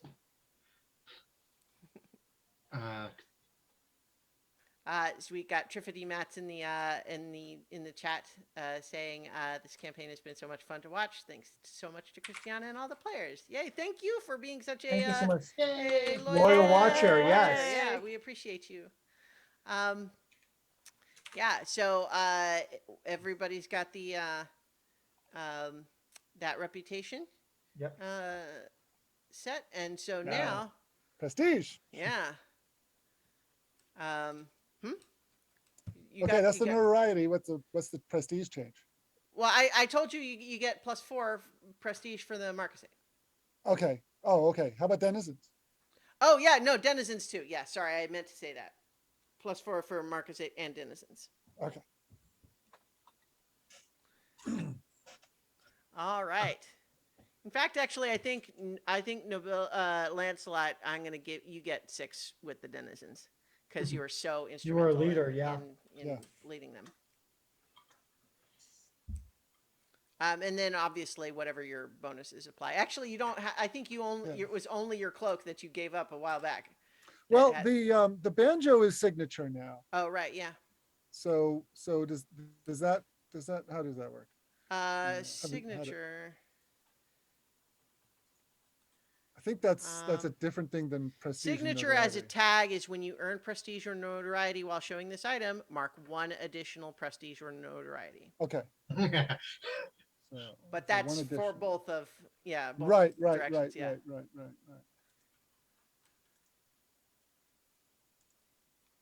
All right, and so let's talk about drives. So, Nigel, increase your reputation with any faction. Did you get there with the Marquisate? Yes.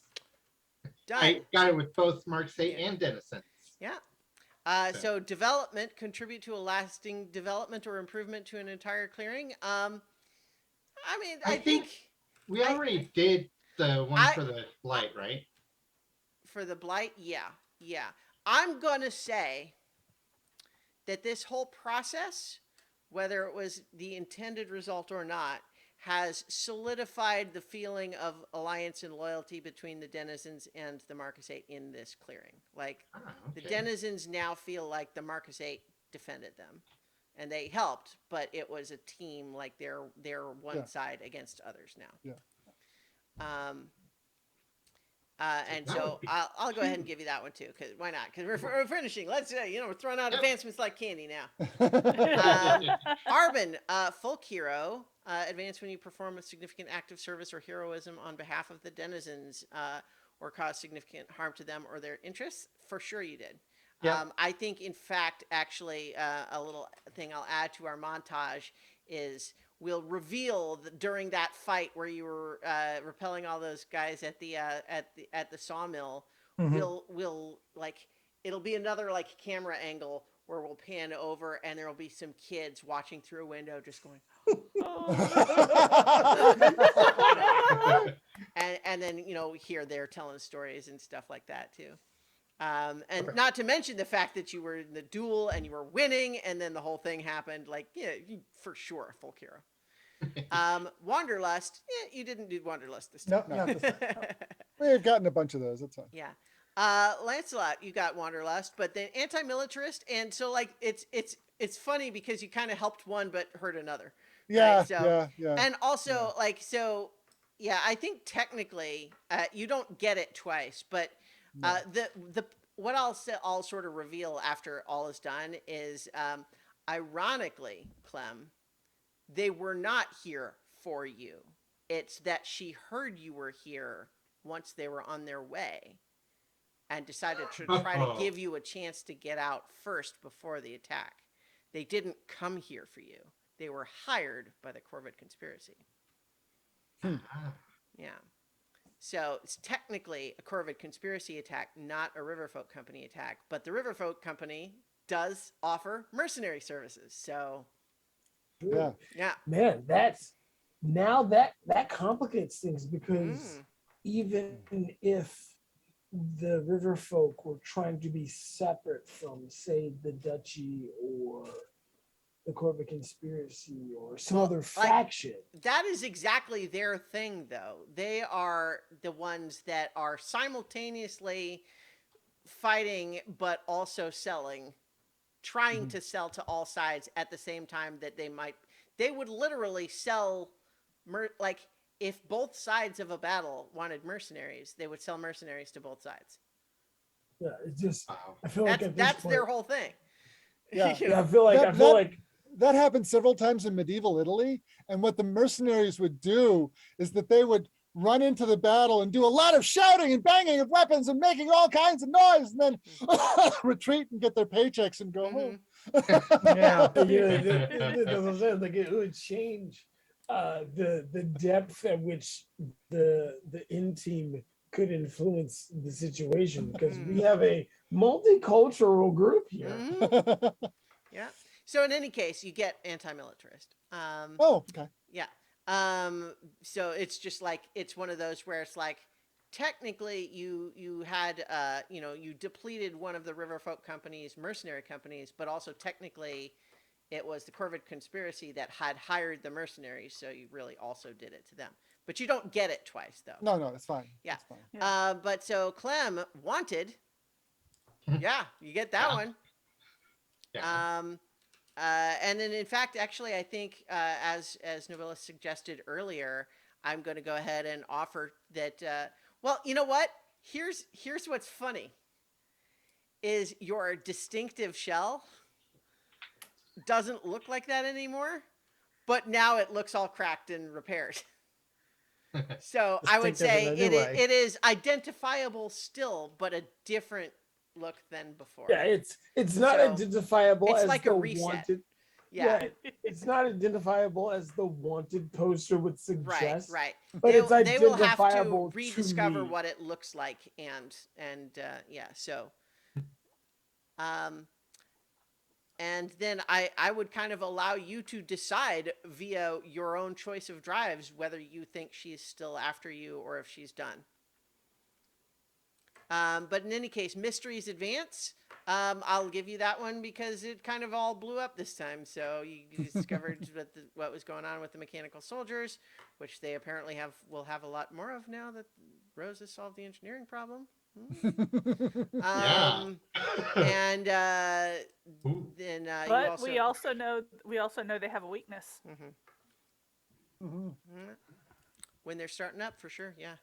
And then Peppa, you have anti-militarist. You also get it for the same reasons, and then Waterlust, which, as established, doesn't go this time. But so that's Root the role-playing game. Yeah. Yay! That was a Yeah. lot of fun. Yeah, I had a lot of fun with that too. Oh, And, yeah. Thank you for running for this for us, Christiana. It Oh, has sure. been a blast. I'm glad. It I'm has glad. Yes, Oh. yes, yes. Yeah. Well, I mean, you all may recall that I've been talking about wanting to run this game for like 2 years before we actually started it. Like ever since they first kickstarted it, I was just like immediately like, oh, I want to run that. So Oh, good. this is excellent. Like this is I- so much fun. I Like the have to say, factions. I have to say, the secret with James, Mhm. perfect. Bum, bum. Oh, Yes. Right, like yeah. Yeah. Knowing that there's something in the back of my mind that, not telling the rest of you, but, letting you guys know there was a secret. It's like, oh, no, like it's like I've been talking with another player like about the game. I was like, oh my god, this like there's so much stuff that I don't know what to do with. Like I don't know how it's gonna turn out. Like, and it's all turned out excellent. Even the Rhodia Mhm. Clem issue going into the final climax, like so good, just so good. I think the only thing that might have made that even more perfect for me is just to have Peppa more involved before Rodeo is dead.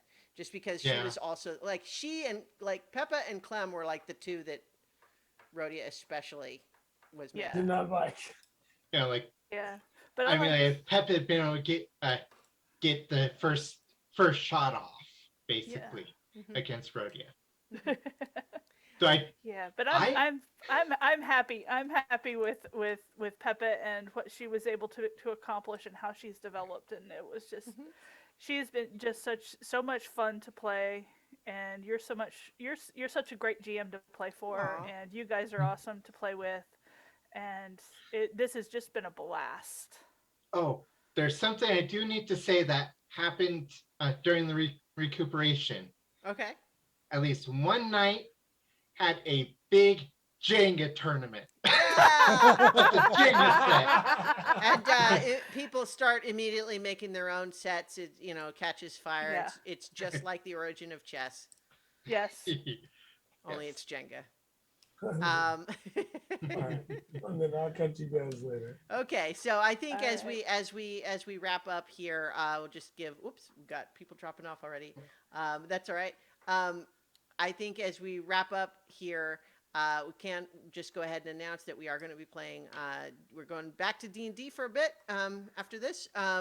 We're going to kind of be exploring some pre-written modules, but maybe jumping around a little bit because we've got Journey to the Radiant Citadel coming right out, and then there's also some Spelljammer stuff on the horizon. There's also a few other things going on, so we might be jumping around in terms of which books we're drawing from, but it's going to be D&D again for a little bit. Yes. All right, so with that said, we will be back next week for more adventure on so many levels. So many levels. Yay.